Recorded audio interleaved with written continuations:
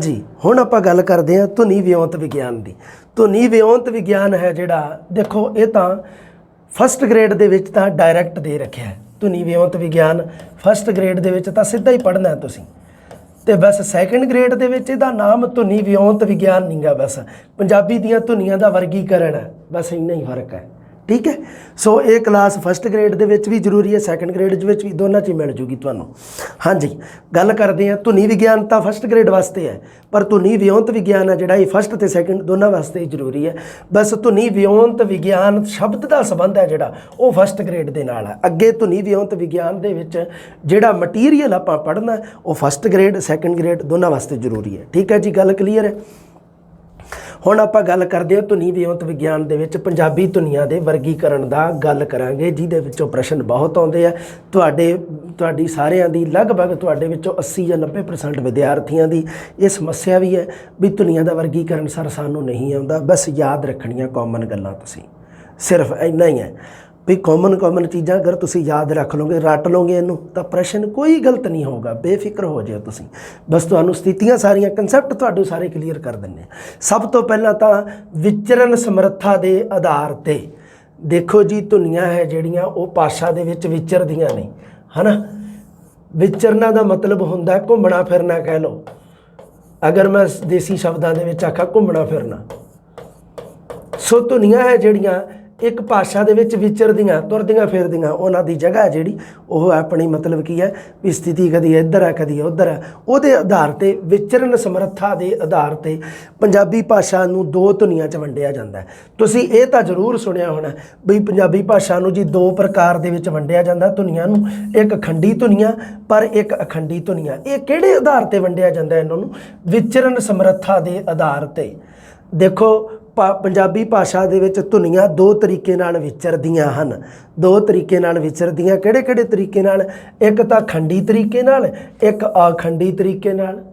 खंडी धुनियां दे विच आपां पढ़दे हां साडीआं स्वर धुनियां ते व्यंजन धुनियां, जिहदे विच आपां अर्ध स्वरां दा भी जिक्र करांगे, ते अखंडी धुनियां दे विच आपां पढ़दे हां नासिकता, बल, संगम ते सुर। आ ज़्यादा जरूरी है, जिहड़े ज़्यादा जरूरी आ ओह मैं लिखते आ इत्थे, बाकी नहीं कोई एडा कोई फायदा नहीं गा। बाकी हाँ, खंडी ते अखंडी धुनियां दा सब तो पहला तो आपां फर्क देखिए।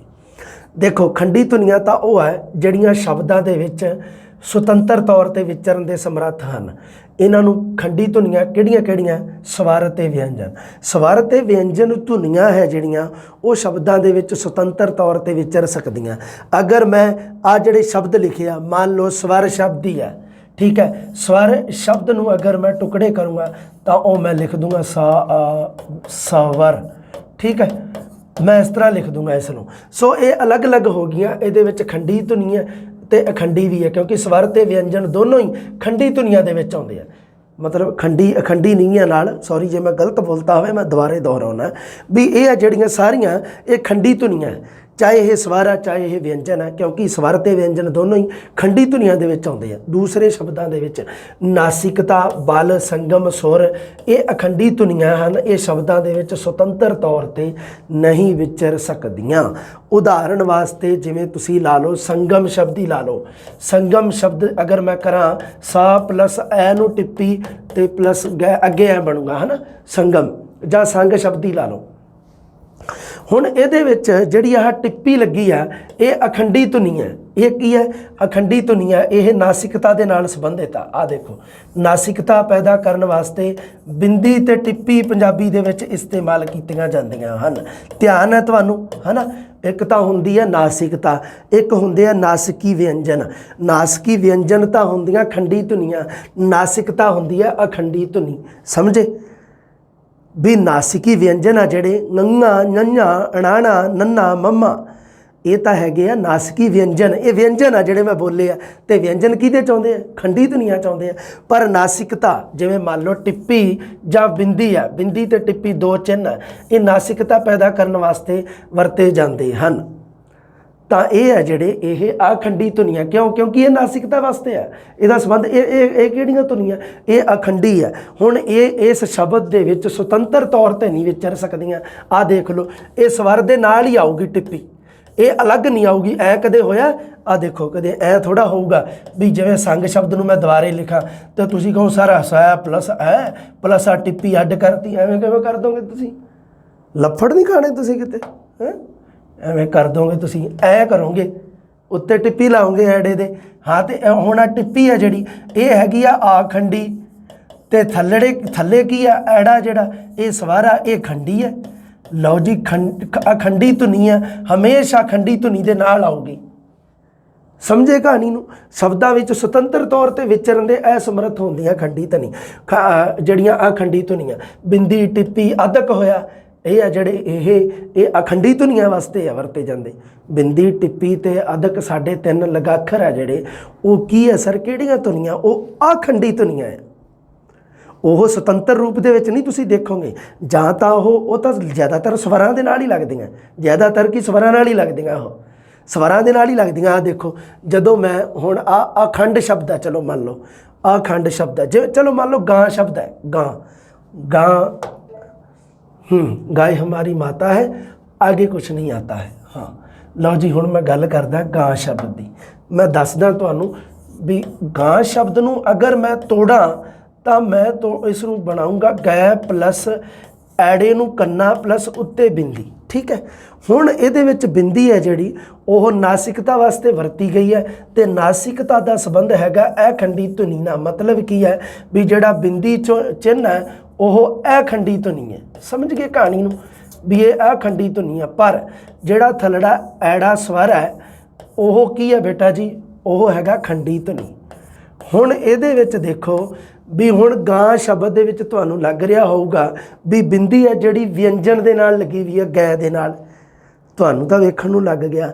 ਪਰ ਜਦੋਂ ਮੈਂ ਟੁਕੜੇ ਕੀਤੇ ਤਾਂ ਇਹ ਬਿੰਦੀ ਕਿਹਦੇ ਨਾਲ ਜਾ ਕੇ ਲੱਗ ਗਈ? ਸਵਰ ਦੇ ਨਾਲ। ਇਸੇ ਕਰਕੇ ਕਿਹਾ ਜਾਂਦਾ ਹੈ ਵੀ ਨਾਸਿਕਤਾ ਦਾ ਸੰਬੰਧ ਸਵਰਾਂ ਦੇ ਨਾਲ ਹੁੰਦਾ ਹੈ। ਕਿਸੇ ਨੂੰ ਵੀ ਤੋੜ ਕੇ ਦੇਖ ਲਓ। ਠੀਕ ਹੈ ਕਿਸੇ ਨੂੰ ਵੀ ਪੰਧ ਸ਼ਬਦ ਦਾ ਮੰਨ ਲਓ, ਪੰਧ ਦਾ ਸ਼ਬਦ ਮਤਲਬ ਹੁੰਦਾ ਰਸਤਾ ਰਾਹ।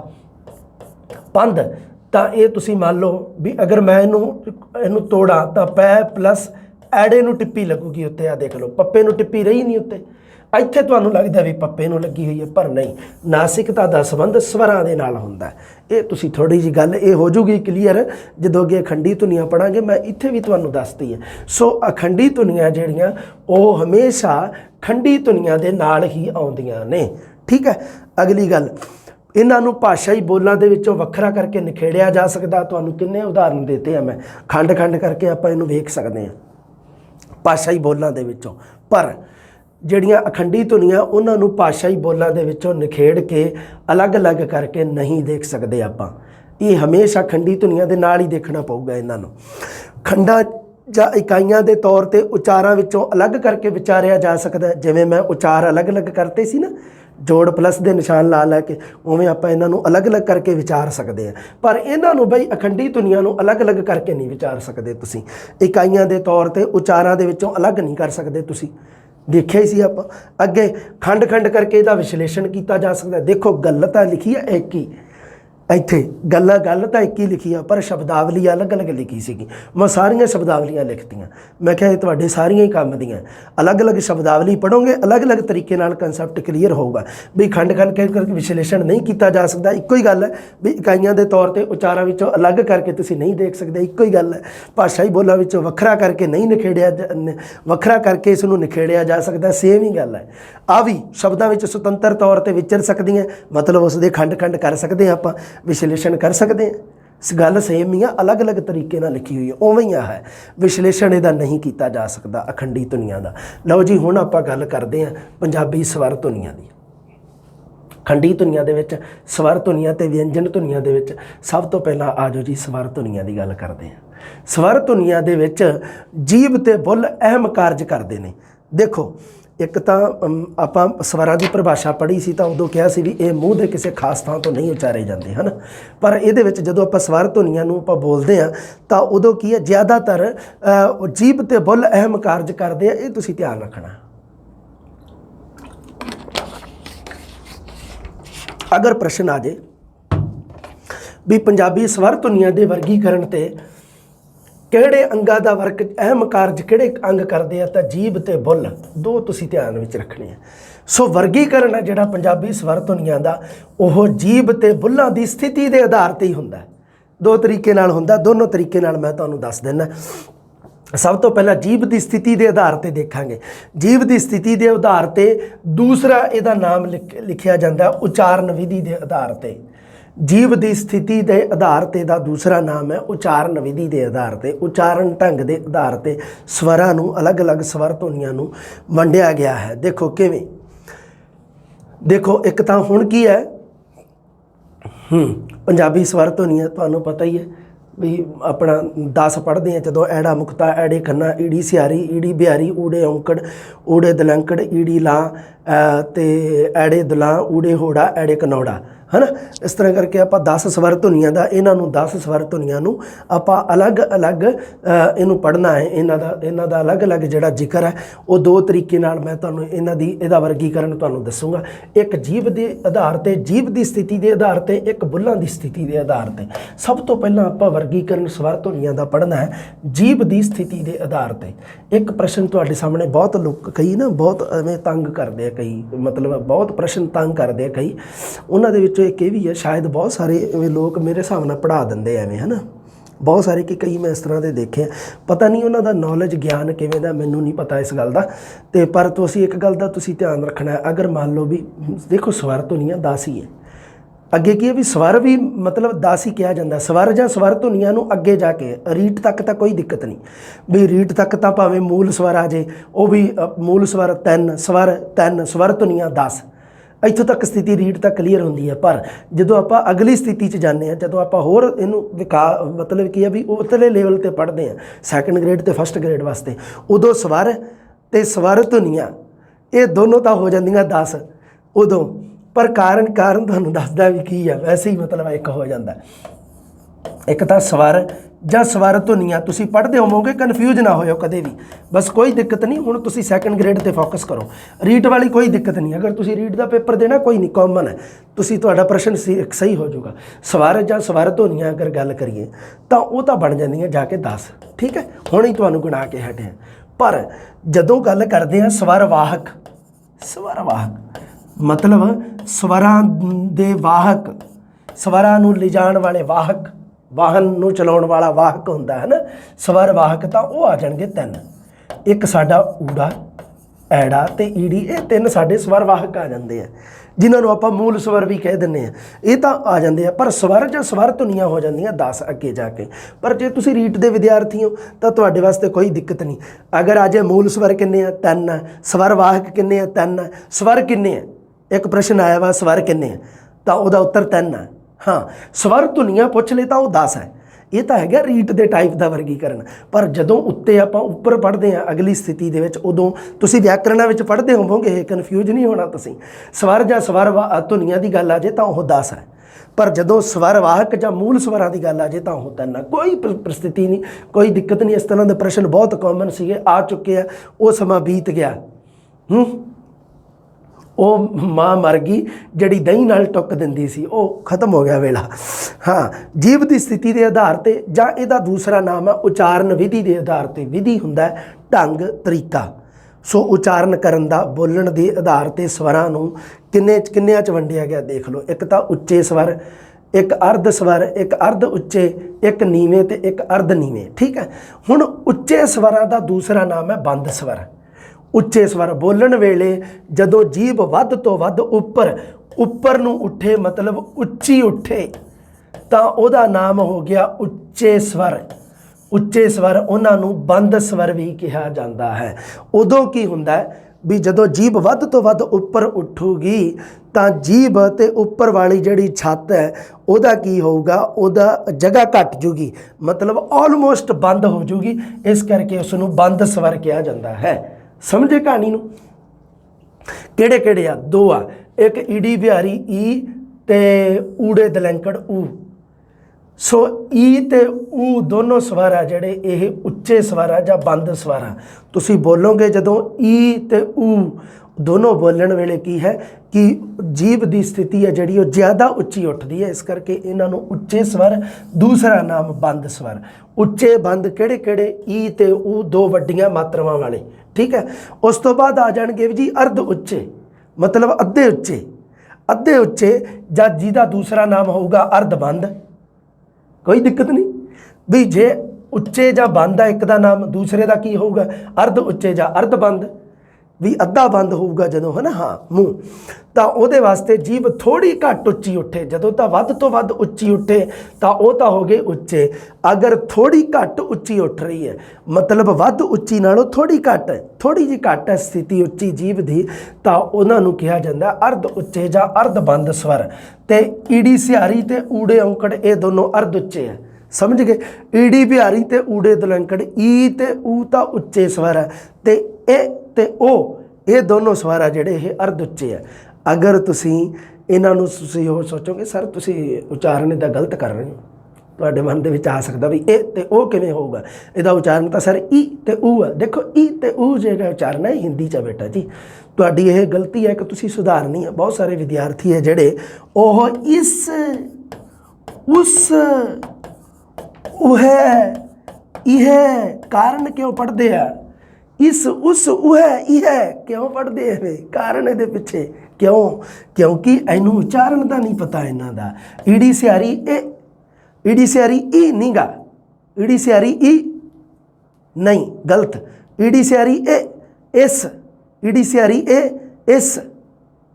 ਕਿਵੇਂ? ਕਿਵੇਂ ਨਹੀਂ, ਕਿਵੇਂ। ਕੱਕੇ ਸਿਹਾਰੀ ਕੇ, ਕਿਵੇਂ। ਸਮਝੇ ਗੱਲ ਨੂੰ? ਮੁੱਖ ਹੁੰਦਾ ਹੈ, ਮੁੱਖ ਨਹੀਂ ਹੁੰਦਾ। ਦੁੱਧ ਹੁੰਦਾ ਹੈ, ਦੁੱਧ ਨਹੀਂ ਹੁੰਦਾ, ਸਮਝੇ, ਹੈ ਨਾ। ਹਾਂ, ਇਸੇ ਕਰਕੇ ਬਹੁਤ ਸਾਰੀਆਂ ਤੁਸੀਂ ਚੀਜ਼ਾਂ ਗਲਤ ਬੋਲ ਜਾਂਦੇ ਆ। ਜਿਵੇਂ ਐੜੇ ਨੂੰ ਕਨੌੜਾ, ਐੜੇ ਕਨੌੜਾ ਔ ਆ। ਚੌਲ ਨਹੀਂ ਹੁੰਦੇ, ਚੌਲ ਹੁੰਦੇ ਆ, ਚੌਲ। ਫੌਜੀ ਨਹੀਂ ਹੁੰਦਾ, ਫੌਜੀ ਹੁੰਦਾ ਹੈ, ਫੌਜੀ। ਫੌਜੀ, ਫੌਜੀ, ਫਰਕ ਬਹੁਤ ਹੈ ਨਾ। ਸਮਝੇ ਕਹਾਣੀ ਨੂੰ? ਹਾਂ, ਇਸ ਕਰਕੇ ਈੜੀ ਸਿਹਾਰੀ ਇਹ ਤੇ ਊੜੇ ਔਂਕੜ ਉਹ, ਊੜੇ ਔਂਕੜ ਉਹ, ਉਸ, ਊੜੇ ਔਂਕੜ ਉਹ, ਉਸ, ਉਹ, ਉਸ ਇੱਕੋ ਜਿਹਾ।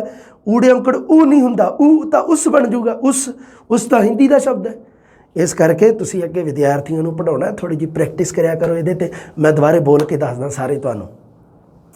ਐੜਾ ਮੁਕਤਾ ਆ, ਐੜੇ ਕੰਨਾ ਆ। ਤੁਹਾਨੂੰ ਪਤਾ ਹੀ ਹੈ ਵੀ ਜਿਹੜੀਆਂ ਤਾਂ ਛੋਟੀਆਂ ਮਾਤਰਾਵਾਂ ਵਾਲੇ ਆ ਤਿੰਨ, ਉਹਨਾਂ ਨੂੰ ਜਿਨ੍ਹਾਂ ਨੂੰ ਲਘੂ ਸਵਰ ਕਹਿੰਦੇ ਆ, ਉਹਨਾਂ ਨੂੰ ਬੋਲਣ 'ਤੇ ਘੱਟ ਸਮਾਂ ਲੱਗਦਾ, ਅਤੇ ਜਿਹੜੇ ਹੈਗੇ ਆ ਦੀਰਘ ਸਵਰ ਉਹਨਾਂ ਨੂੰ ਬੋਲਣ 'ਤੇ ਦੁੱਗਣਾ ਸਮਾਂ ਲੱਗੂਗਾ, ਹੈ ਨਾ। ਐਵੇਂ ਹੀ ਹੈ ਨਾ। ਹਾਂ, ਤਾਂ ਇਸ ਕਰਕੇ ਮੁਕਤਾ ਛੋਟੀ ਮਾਤਰਾ ਹੈ, ਲਘੂ ਸਵਰ ਹੈ, ਇਹਨੂੰ ਬੋਲਣ 'ਤੇ ਘੱਟ ਸਮਾਂ ਲਾਊਗਾ। ਐੜਾ ਮੁਕਤਾ ਆ ਥੋੜਾ ਸਮਾਂ ਲਾਉਣਾ ਹੈ, ਐੜਾ ਮੁਕਤਾ ਆ ਨਹੀਂ ਕਰਨਾ।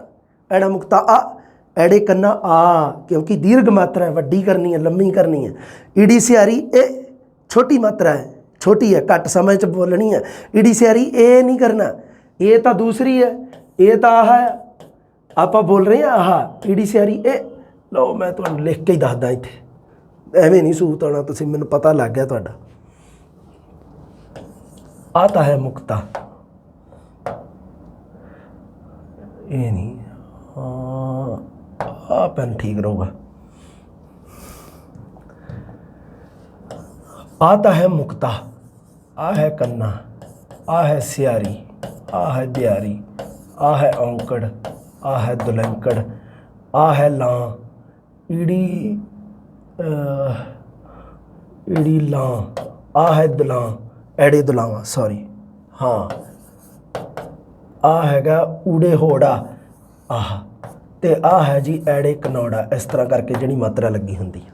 ਲਓ ਆਹ ਇਹਨੂੰ ਬੋਲਣ ਦਾ ਆ ਤਾਂ ਹੈ ਮੁਕਤਾ, ਠੀਕ ਹੈ। ਆ ਮੁਕਤੇ ਦਾ ਚਿੰਨ੍ਹ, ਕੋਈ ਚਿੰਨ੍ਹ ਨਹੀਂ ਹੁੰਦਾ। ਇਸੇ ਕਰਕੇ ਤਾਂ ਕਿਹਾ ਜਾਂਦਾ ਵੀ ਜਿਹੜੀਆਂ ਮਾਤਰਾਵਾਂ ਹਨ ਉਹ ਤਾਂ 10 ਹਨ ਗਿਣਤੀ ਦੇ ਵਿੱਚ, ਪਰ ਚਿੰਨ੍ਹ ਹੈ ਜਿਹੜੇ ਉਹ 9 ਆ। ਕਾਰਨ ਕੀ ਹੈ? ਚਿੰਨ੍ਹ 9 ਕਿਉਂ ਰਹਿ ਜਾਂਦੇ ਆ? ਕਿਉਂਕਿ ਮੁਕਤੇ ਦਾ ਕੋਈ ਚਿੰਨ੍ਹ ਨਹੀਂ ਦਿੱਤਾ ਹੁੰਦਾ। ਆ ਦੇਖੋ ਐੜਾ ਮੁਕਤਾ ਲਿਖਿਆ ਹੋਇਆ, ਜਿਹੜਾ ਹੈ ਹੀ ਮੁਕਤਾ, ਕੋਈ ਚਿੰਨ੍ਹ ਨਹੀਂ ਉਹਦਾ, ਠੀਕ ਹੈ। ਐੜਾ ਮੁਕਤਾ ਆ, ਇਹਨੂੰ ਬੋਲਣ ਦਾ ਤਰੀਕਾ ਐੜਾ ਮੁਕਤਾ ਆ, ਐੜੇ ਕੰਨਾ ਆ। ਤਿੰਨ ਮਾਤਰਾਵਾਂ ਇਹਦੇ ਵਿੱਚ ਲਘੂ ਆ। ਇੱਕ ਤਾਂ ਮੁਕਤੇ ਦੀ ਮਾਤਰਾ ਲਘੂ ਆ, ਇੱਕ ਤਾਂ ਮੁਕਤੇ ਦੀ ਮਾਤਰਾ ਲਘੂ ਆ, ਇੱਕ ਆ ਸਿਹਾਰੀ ਵਾਲੀ ਮਾਤਰਾ ਲਘੂ ਆ, ਤੇ ਇੱਕ ਹੈਗੀ ਆ ਔਂਕੜ ਵਾਲੀ ਮਾਤਰਾ ਲਘੂ ਆ। ਅਗਰ ਮੈਂ ਇਹਦੀ ਗਿਣਤੀ ਕਰਾਂ 1 2 3 4 5 6 7 8 9 ਤੇ 10 ਠੀਕ ਹੈ।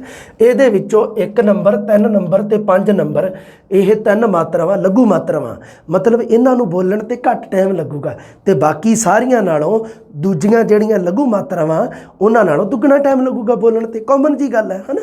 ਹਾਂ, ਇਸੇ ਨੂੰ ਤਾਂ ਮਾਤਰਾ ਕਿਹਾ ਜਾਂਦਾ। ਮਾਤਰਾ ਕਿਹਨੂੰ ਕਹਿੰਦੇ ਆ?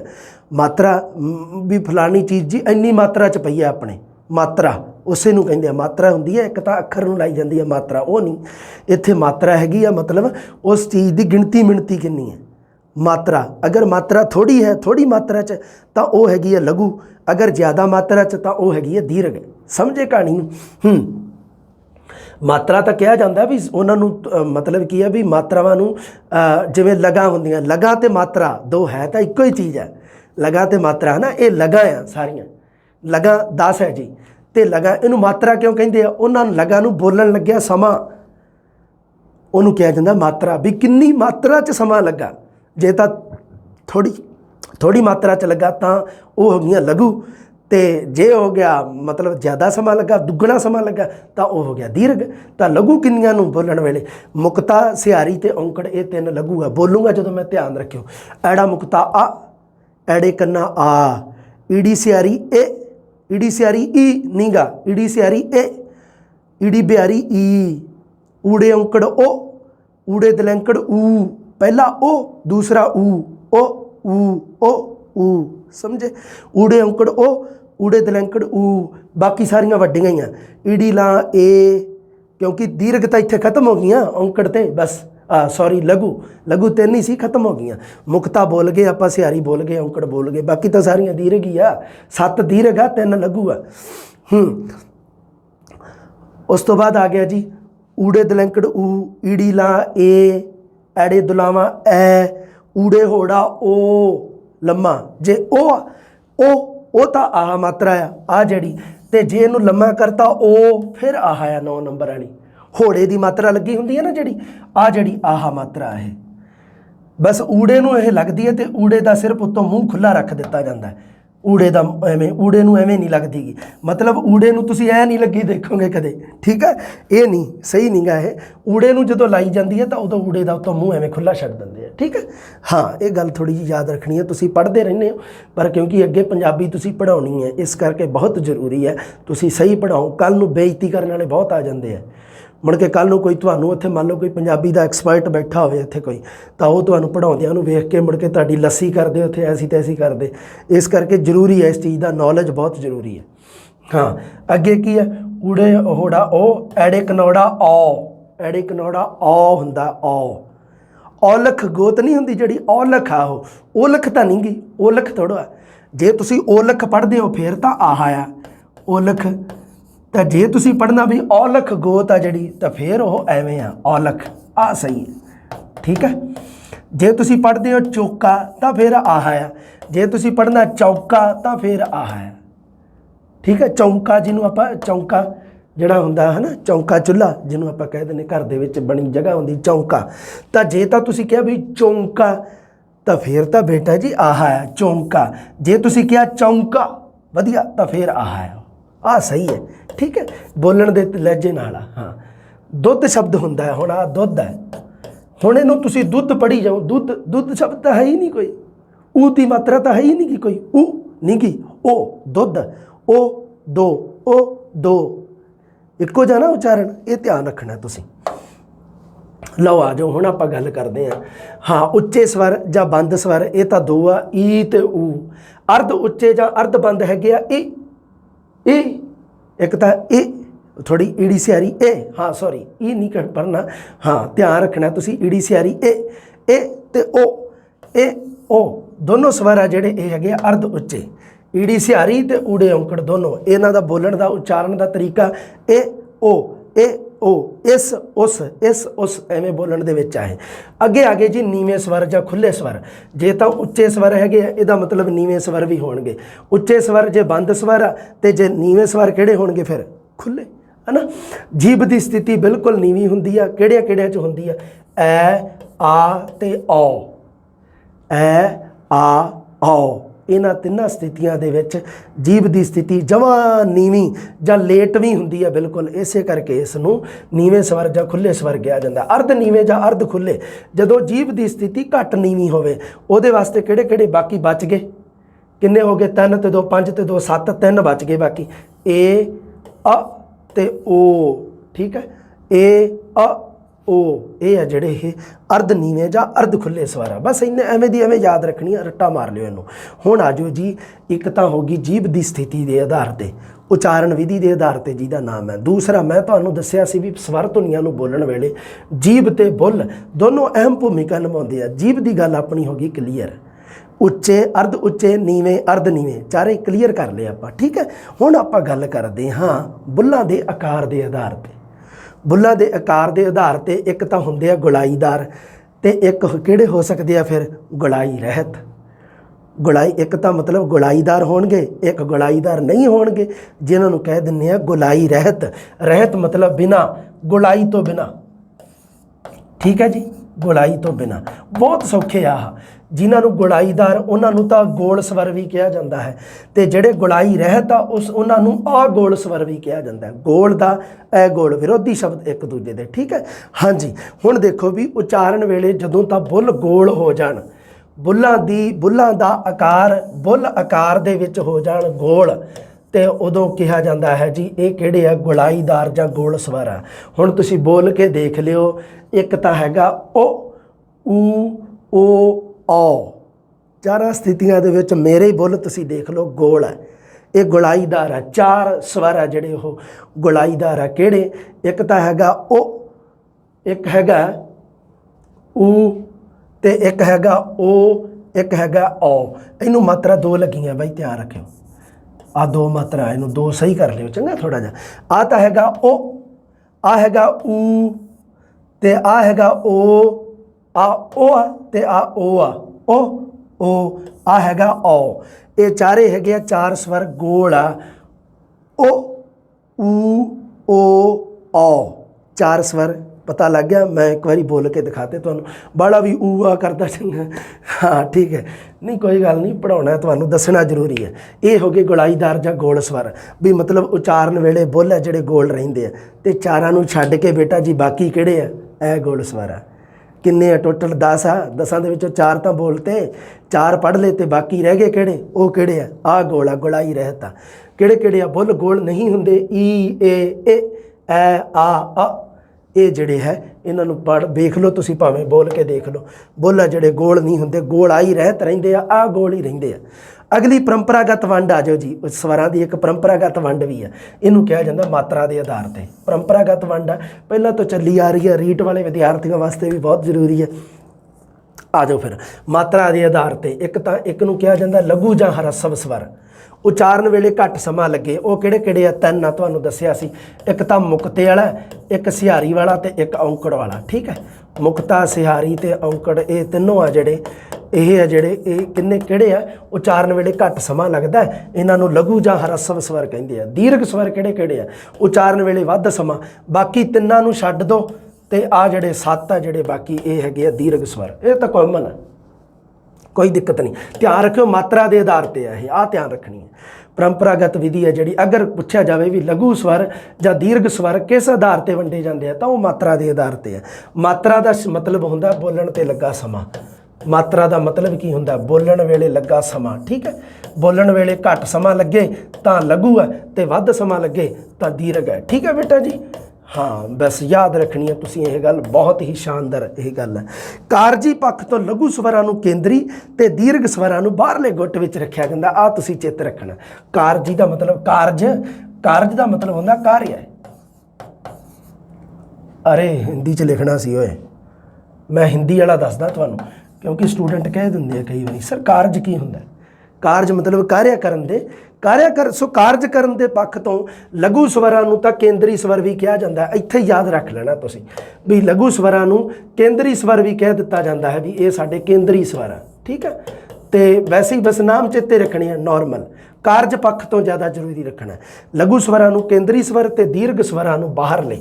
ਇੱਕ ਤਾਂ ਹੁੰਦੀ ਹੈ ਕੋਈ ਚੀਜ਼ ਕੇਂਦਰ ਦੇ ਵਿੱਚ ਹੈ, ਇੱਕ ਹੁੰਦੀ ਆ ਬਾਹਰ। ਆਹ ਸਮਝ ਲਓ ਵੀ ਲਘੂ ਸਵਰ ਆ ਜਿਹੜੇ ਕੇਂਦਰ ਦੇ ਵਿੱਚ ਆ, ਲਘੂ ਸਵਰ, ਠੀਕ ਹੈ। ਤੇ ਜਿਹੜਾ ਬਾਹਰ ਵਾਲਾ ਹਿੱਸਾ ਇਹ ਤੁਸੀਂ ਸਮਝ ਲਓ ਵੀ ਦੀਰਘ ਸਵਰ ਹੈ, ਠੀਕ ਹੈ। ਯਾਦ ਰੱਖਿਓ ਤੁਸੀਂ ਇਸ ਗੱਲ ਨੂੰ, ਇਹ ਕਾਮਨ ਜੀ ਗੱਲ ਹੈ ਪਰ ਯਾਦ ਜ਼ਰੂਰ ਰੱਖਣੀ ਹੈ। ਸੋ ਕਾਰਜੀ ਪੱਖ ਤੋਂ ਲਘੂ ਸਵਰ ਤਾਂ ਕੇਂਦਰੀ ਸਵਰ ਕਿਹਾ ਜਾਂਦਾ ਤੇ ਦੀਰਘ ਸਵਰਾਂ ਨੂੰ ਬਾਹਰਲੇ ਸਵਰ ਕਿਹਾ ਜਾਂਦਾ। ਲਓ ਜੀ, ਉਚਾਰਨ ਸਥਾਨ ਦੇ ਆਧਾਰ ਤੇ ਵੰਡ ਕਰਨੀ ਆਪਾਂ। ਉਚਾਰਨ ਸਥਾਨ ਦੇ ਆਧਾਰ ਤੇ ਇੱਕ ਤਾਂ ਆਪਾਂ ਕੀਤਾ ਸੀ ਜੀਭ ਦੀ ਸਥਿਤੀ ਦੇ ਆਧਾਰ ਤੇ, ਉਹ ਸੀ ਉਚਾਰਨ ਵਿਧੀ ਦੇ ਆਧਾਰ ਤੇ। ਬੁੱਲਾਂ ਦੀ ਗੁਲਾਈ ਦੇ ਆਧਾਰ ਤੇ, ਬੁੱਲਾਂ ਦੇ ਆਕਾਰ ਦੇ ਆਧਾਰ ਤੇ ਹੋ ਗਈ। ਪਰੰਪਰਾਗਤ ਵਿਧੀ, ਪਰੰਪਰਾਗਤ ਵੰਡ ਉਹ ਵੀ ਹੋ ਗਈ, ਦੀਰਘ ਤੇ ਲਘੂ ਹੋ ਗਏ। ਹੁਣ ਇੱਕ ਹੈਗੀ ਆ ਉਚਾਰਨ ਸਥਾਨ ਦੇ ਆਧਾਰ ਤੇ, ਵੀ ਕਿਹੜਾ ਸਵਰ ਕਿਸ ਜਗ੍ਹਾ ਤੋਂ ਉਚਾਰਿਆ ਜਾਂਦਾ ਹੈ, ਕਿਹੜੀ ਜਗ੍ਹਾ ਤੋਂ ਉਚਾਰਿਆ ਜਾਵੇ, ਸਥਾਨ ਜਗ੍ਹਾ। ਅਗਲੇ ਸਵਰ, ਪਿਛਲੇ ਸਵਰ ਤੇ ਵਿਚਕਾਰਲੇ ਸਵਰ। ਉਚਾਰਨ ਸਥਾਨ ਦੇ ਆਧਾਰ ਤੇ ਤਿੰਨ ਸਵਰਾਂ ਨੂੰ ਤਿੰਨ ਹਿੱਸਿਆਂ 'ਚ ਵੰਡਿਆ ਗਿਆ, ਅਗਲੇ, ਪਿਛਲੇ, ਵਿਚਕਾਰਲੇ, ਠੀਕ ਹੈ। ਅਗਲੇ ਸਵਰ ਕਿਹੜੇ ਹੁੰਦੇ ਆ? ਉਚਾਰਨ ਵੇਲੇ ਜਦੋਂ ਜੀਭ ਦਾ ਮੂਹਰਲਾ ਜਾਂ ਅਗਲਾ ਹਿੱਸਾ ਜ਼ਿਆਦਾ ਉੱਪਰ ਉੱਠੇ। ਉਚਾਰਨ ਵੇਲੇ ਦੇਖੋ ਹੈ ਤਾਂ ਜੀਭ ਵਾਲਾ ਕੰਮ ਆ ਜ਼ਿਆਦਾ, ਉਹਦੇ ਕੀ ਆ ਵੀ ਜੀਭ ਦੀ ਸਥਿਤੀ ਦੇ ਆਧਾਰ ਤੇ ਆ, ਇੱਥੇ ਜੀਭ ਉਚਾਰਨ ਸਥਾਨ ਦੇ ਆਧਾਰ ਤੇ ਆ। ਜੀਭ ਦਾ ਮੂਹਰਲਾ ਜਾਂ ਅਗਲਾ ਹਿੱਸਾ, ਸੋ ਉਚਾਰਨ ਸਥਾਨ ਦੇ ਵਿੱਚ ਜੀਭ ਦੀ ਮਤਲਬ ਜੀਭ ਦਾ ਅਹਿਮ ਰੋਲ ਹੈ, ਬਸ ਇਹ ਧਿਆਨ ਰੱਖਣਾ ਤੁਸੀਂ। ਹਾਂ, ਜੀਭ ਦਾ ਮੂਹਰਲਾ ਜਾਂ ਅਗਲਾ ਹਿੱਸਾ ਉੱਪਰ ਉੱਠੇ, ਜਿਵੇਂ ਈ, ਏ ਤੇ ਐ, ਇਹ ਤਾਂ ਹੈਗੇ ਆ ਉਚਾਰਨ ਸਥਾਨ ਦੇ ਆਧਾਰ ਤੇ ਅਗਲੇ ਸਵਰ। ਅਗਲੇ ਈ, ਏ, ਐ ਬੋਲਣ ਵੇਲੇ ਵੀ ਤੁਸੀਂ ਦੇਖੋ, ਦੇਖੋ ਆਪਣੇ ਅੰਦਰ ਨਿਗਾਹ ਮਾਰੋ ਵੀ ਜੀਭ ਦਾ ਮੂਹਰਲਾ ਜਾਂ ਅਗਲਾ ਹਿੱਸਾ ਉੱਪਰ ਉੱਠਦਾ ਹੈ। ਪਿਛਲੇ ਸਵਰ ਕਿਹਾ ਜਾਂਦਾ ਵੀ ਜੀਭ ਦਾ ਬਿਲਕੁਲ ਪਿਛਲਾ ਹਿੱਸਾ। ਆਪਾਂ ਜੀਭ ਨੂੰ ਪੰਜ ਹਿੱਸਿਆਂ 'ਚ ਵੰਡਿਆ ਸੀ, ਹੈ ਨਾ। ਜੀਭ ਦਾ ਪੂਰਾ ਅਗਲਾ ਹਿੱਸਾ, ਫਿਰ ਵਿਚਕਾਰਲਾ, ਫਿਰ ਅੰਤਲਾ, ਉਸ ਤੋਂ ਅੱਗੇ ਸੀ ਟਿਪ, ਨੋਕ ਸੀ ਜੀਭ ਦੀ, ਤੇ ਜੀਭ ਬਲੇਡ ਸੀ ਉਸ ਤੋਂ ਬਾਅਦ, ਹੈ ਨਾ। ਪੰਜ ਹਿੱਸਿਆਂ 'ਚ ਵੰਡਿਆ ਸੀਗਾ। ਪਿਛਲੇ ਸਵਰ ਮਤਲਬ ਜੀਭ ਦਾ ਪਿਛਲਾ ਹਿੱਸਾ ਉੱਪਰ ਉੱਠੇ, ਊ, ਓ, ਔ, ਇਹ ਤਾਂ ਹੈਗੇ ਆ ਪਿਛਲੇ ਸਵਰ। ਵਿਚਕਾਰਲੇ ਸਵਰ ਮਤਲਬ ਜੀਭ ਦਾ ਵਿਚਲਾ ਭਾਗ ਜਦੋਂ ਕਾਰਜਸ਼ੀਲ ਹੋਵੇ। ਆ ਜਿਹੜੇ ਬਾਕੀ ਬਚ ਗਏ ਜਿਹੜੇ ਇਹ, ਓ, ਆ ਤੇ ਆ, ਇਹ ਆ ਜਿਹੜੇ ਇਹ ਵਿਚਕਾਰਲੇ ਸਵਰ ਆ, ਠੀਕ ਹੈ। ਉਚਾਰਨ ਸਥਾਨ ਦੇ ਆਧਾਰ ਤੇ ਕਲੀਅਰ। ਦੇਖੋ ਗੱਲ ਪਤਾ ਕੀ ਹੈ, ਇਹ ਚੀਜ਼ਾਂ ਹੈਗੀਆਂ ਰੱਟਣ ਵਾਲੀਆਂ। ਸਿੱਧੀ ਜੀ ਗੱਲ ਮੈਂ ਤੁਹਾਨੂੰ ਦੱਸਾਂ, ਨਾ ਸਮਝ ਆਵੇ ਕੁਛ ਵੀ ਕੋਈ ਦਿੱਕਤ ਨਹੀਂ, ਚੁੱਪ ਕਰਕੇ ਵਾਹਿਗੁਰੂ ਦਾ ਨਾਮ ਲੈ ਕੇ ਰਾਟ ਲਿਓ, ਬਸ ਇੰਨਾ ਹੀ ਹੈ। 3-4 ਵਾਰੀ ਜਦੋਂ ਪੜ੍ਹੋਗੇ ਵੈਸੇ ਵੀ ਸਥਿਤੀ ਕਲੀਅਰ ਹੋ ਜਾਏਗੀ, ਕੋਈ ਦਿੱਕਤ ਨਹੀਂ। ਸਰ ਇਹਦੇ ਵਿੱਚੋਂ ਪ੍ਰਸ਼ਨ ਆਉਣਗੇ, ਠੀਕ ਹੈ। ਅੱਗੇ ਦੇਖੋ ਹੁਣ, ਹਾਂ, ਪੰਜਾਬੀ ਦੇ ਸਾਰੇ ਸਵਰ ਨਾਦੀ ਹਨ ਅਤੇ ਹਰੇਕ ਸਵਰ ਦਾ ਨਾਸਕੀ ਰੂਪ ਵੀ ਮਿਲਦਾ ਹੈ। ਹੁਣ ਇਸ ਗੱਲ ਨੂੰ ਸਮਝੋ ਤੁਸੀਂ, ਪੰਜਾਬੀ ਦੇ ਸਾਰੇ ਸਵਰ ਨਾਦੀ ਹੈ ਇੱਕ ਤਾਂ। ਹੁਣ ਤੁਸੀਂ ਕਹੋਗੇ ਸਰ ਨਾਦੀ ਕੀ ਹੋਵੇ, ਤਾਂ ਨਾਦੀ ਦੱਸ ਦਿੰਦੇ ਆ ਤੁਹਾਨੂੰ। ਬਿਲਕੁਲ ਤੁਹਾਡਾ ਸਵਾਲ ਹੈ ਜਿਹੜਾ ਇਹ ਤੁਸੀਂ ਫੋਨ ਦੇ ਵਿੱਚ ਦੀ ਬਹੁਤ ਸੋਹਣਾ ਸਵਾਲ ਕੀਤਾ ਵੀ ਸਰ ਨਾਦੀ ਕੀ ਹੁੰਦਾ। ਨਾਦੀ ਇੱਕ ਵਾਰੀ ਸਰ ਪਾਣੀ ਪੀ ਲੈਣ ਫਿਰ ਤੁਹਾਨੂੰ ਦੱਸਦੇ ਆ।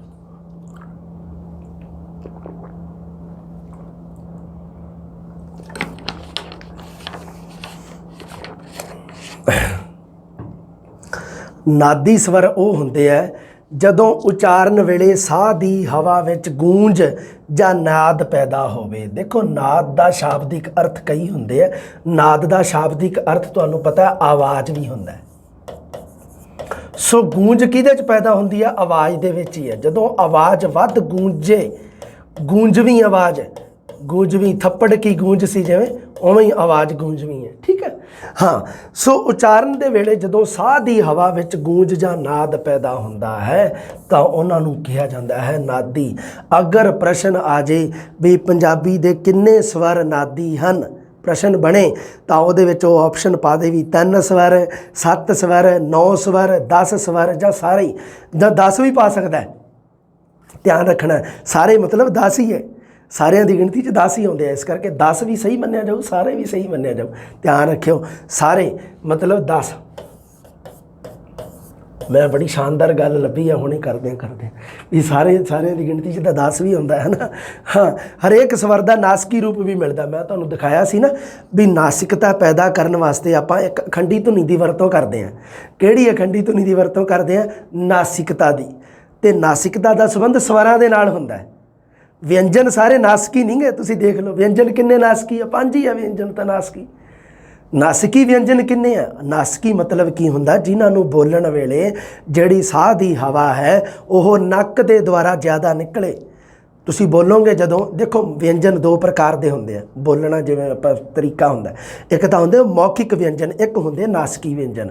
ਜਦੋਂ ਤਾਂ ਆਵਾਜ਼ ਪ੍ਰੋਪਰ ਸਾਰੀ ਮੂੰਹ ਦੇ ਵਿੱਚੋਂ ਦੀ ਨਿਕਲੇ ਉਹਨਾਂ ਨੂੰ ਮੌਖਿਕ ਵਿਅੰਜਨ ਕਿਹਾ ਜਾਂਦਾ। ਅਤੇ ਨਾਸਕੀ ਵਿਅੰਜਨ ਹੁੰਦਾ ਜਦੋਂ ਆਵਾਜ਼ ਨੱਕ ਦੇ ਰਾਹੀਂ ਨਿਕਲੇ ਬਾਹਰ।